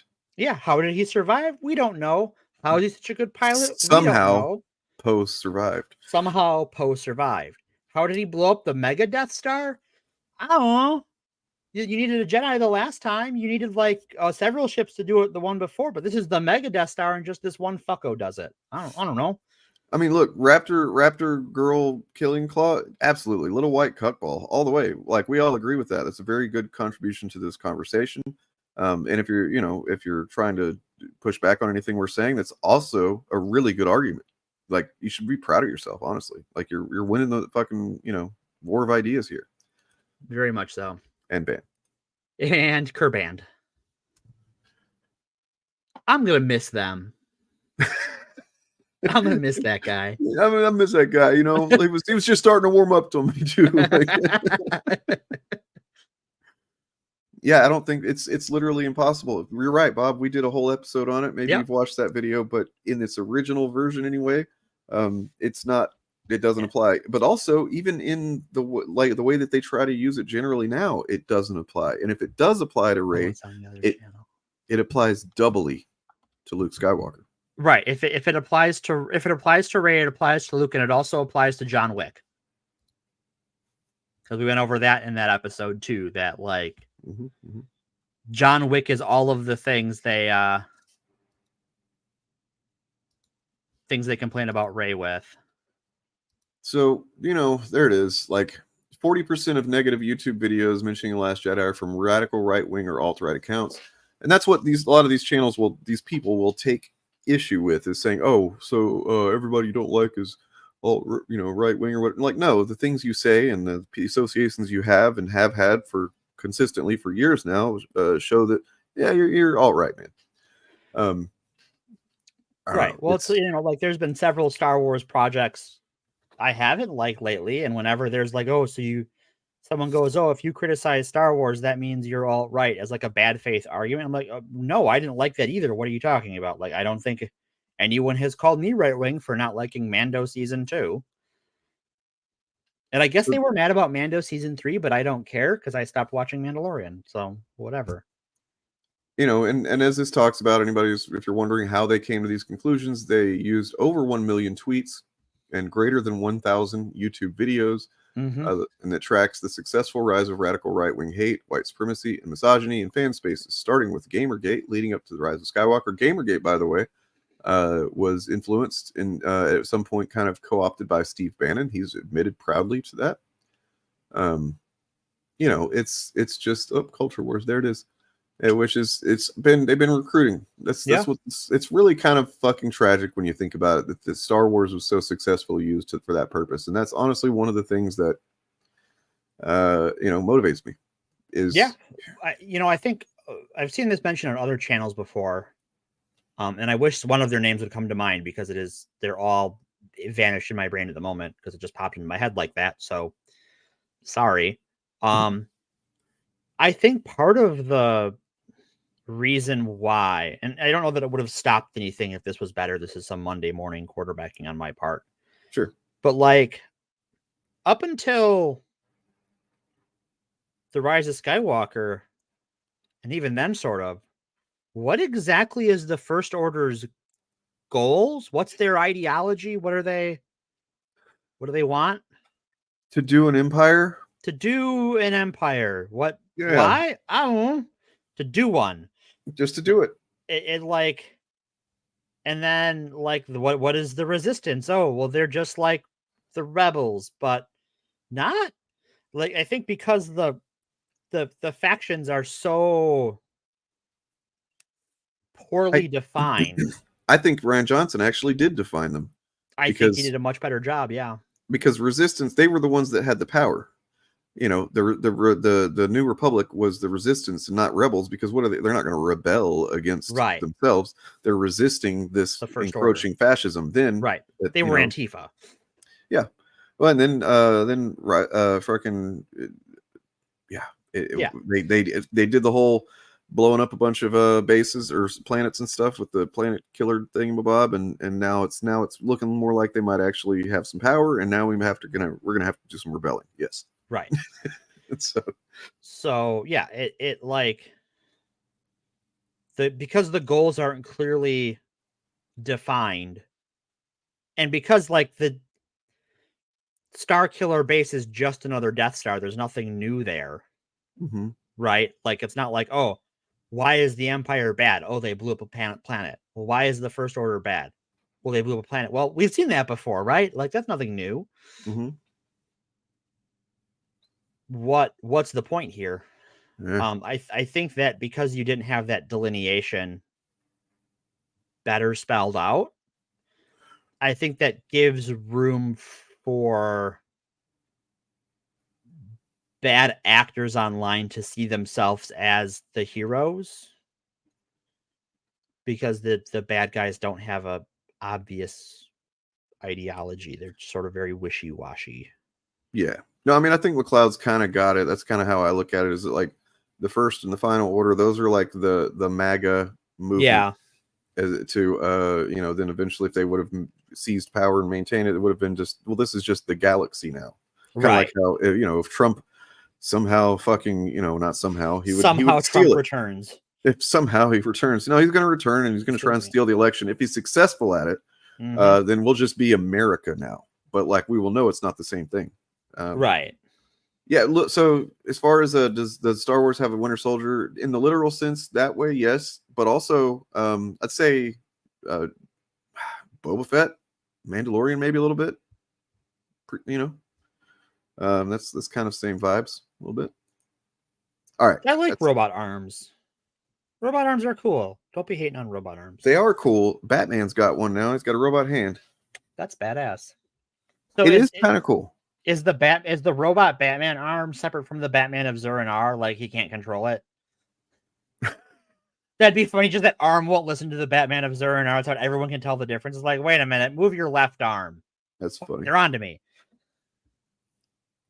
I mean, look, it's not to say that Mahler can never have a good point, right? I even say that I've go so far as to say we probably agree on several things in various franchises. The premise of judging movies the way that he does is what I disagree with. We could agree on 99% of every opinion, and if he's still saying that it's objective, I would fucking still not like his content, and because I think that contributes to fundamentalism. I love that word. Whoever they get the point of the episode. That was Bob of the Old Ways. He said that in a couple Woo-hoo. weeks ago. Good work, Bob. Bob of the Old Ways giving us some new ways, Yeah. Yeah, let's just cut off their entire body. Then Ghost in the Shell is the manga and anime for you. I guess General Grievous kind of. Yeah, he's just like a brain and an organ sac in that shell. He had a heart and some lungs, I think, too. Or maybe not lungs, but he had a heart because I remember, Obi-Wan shot that shit up. Yeah. But it was so uncivilized. So uncivilized, yes. Fan service. Right. That's my thought, like on a rewatch of that on that several years ago, like 2006-7, somewhere in there, was like, wait a minute, this whole fucking war is uncivilized. What the fuck are you? Just that was uncivilized. Okay, all right, sure. Well, I see what he means. It's a fan service line, right? Like I get it, but I'm just like, that's a weird. I can justify it. I can justify it because it's like if your thing is lightsabers and there's an artistry to the way that they learn to fight, right? And then with that, he okay, I just have to peel this guy's armor open and fucking shoot his heart. Shoot him, right? It's kind of gross. It's kind of gross, yeah. Not as classy. You kind of yeah. That said, can I say something about the Ahsoka show? No. Well, shit. Fine. Fuck you. No, go ahead. Yeah. Okay. Allow it. Thank you for allowing it. I will use my time wisely. Sabine doing the gun and lightsaber thing, fucking cool. I like that. I don't know if we've ever seen that. Not in live action before. Like that's definitely like a video game thing. From a Jedi. I'm sorry, I had to. Well done. Just shooting Palpatine quotes. Oh, shooting quotes like he shoots ropes. Ropes. Yep. Got him. I should be a rapper. All right. Why are 31 people watching us still at this point? But look, we're at 3 hours pretty much. Yeah, because we reached the FAP portion of the FAPcast a while ago. I want to end with another music example. Sure. Except it's kind of the inverse of this. So, my favorite band, one of my a few favorite bands, they're called Incubus, and they had 2 hit albums in a row in the early 2000s. Actually, one was 99. It was Make Yourself, and then a couple of years later, they had Morning View. You've probably heard songs from both of them. Both on the radio a lot, had songs on the radio a lot. There was Drive, there's Wish You Were Here, there's Stellar. If you heard them, you would know them. Good songs, good albums. They had every incentive. Both were critically acclaimed, both sold super fucking well. They have every incentive to then go with their next album and just kind of keep going down that road. Sure. Right. What they did instead was bucked that. It's like, and that's what I think the spirit of artistry, that when it wins out that way, as opposed to what we talked about here the whole time, it's just a really fucking cool thing. And I look back on their 2003 album, A Crow Left of the Murder, as probably not my favorite one exactly, but it's tied maybe. I don't know. It's hard to say. Yes, I was listening to it earlier before, and it's just like it hits me just like it did in 2003. Fucking 20 years later. Oh my god. Yeah. So I just want to say that it's the inverse is equally cool, or sorry, is very satisfying. I'll say that. Yeah. Very satisfying even to this day. Well, that's funny you say that.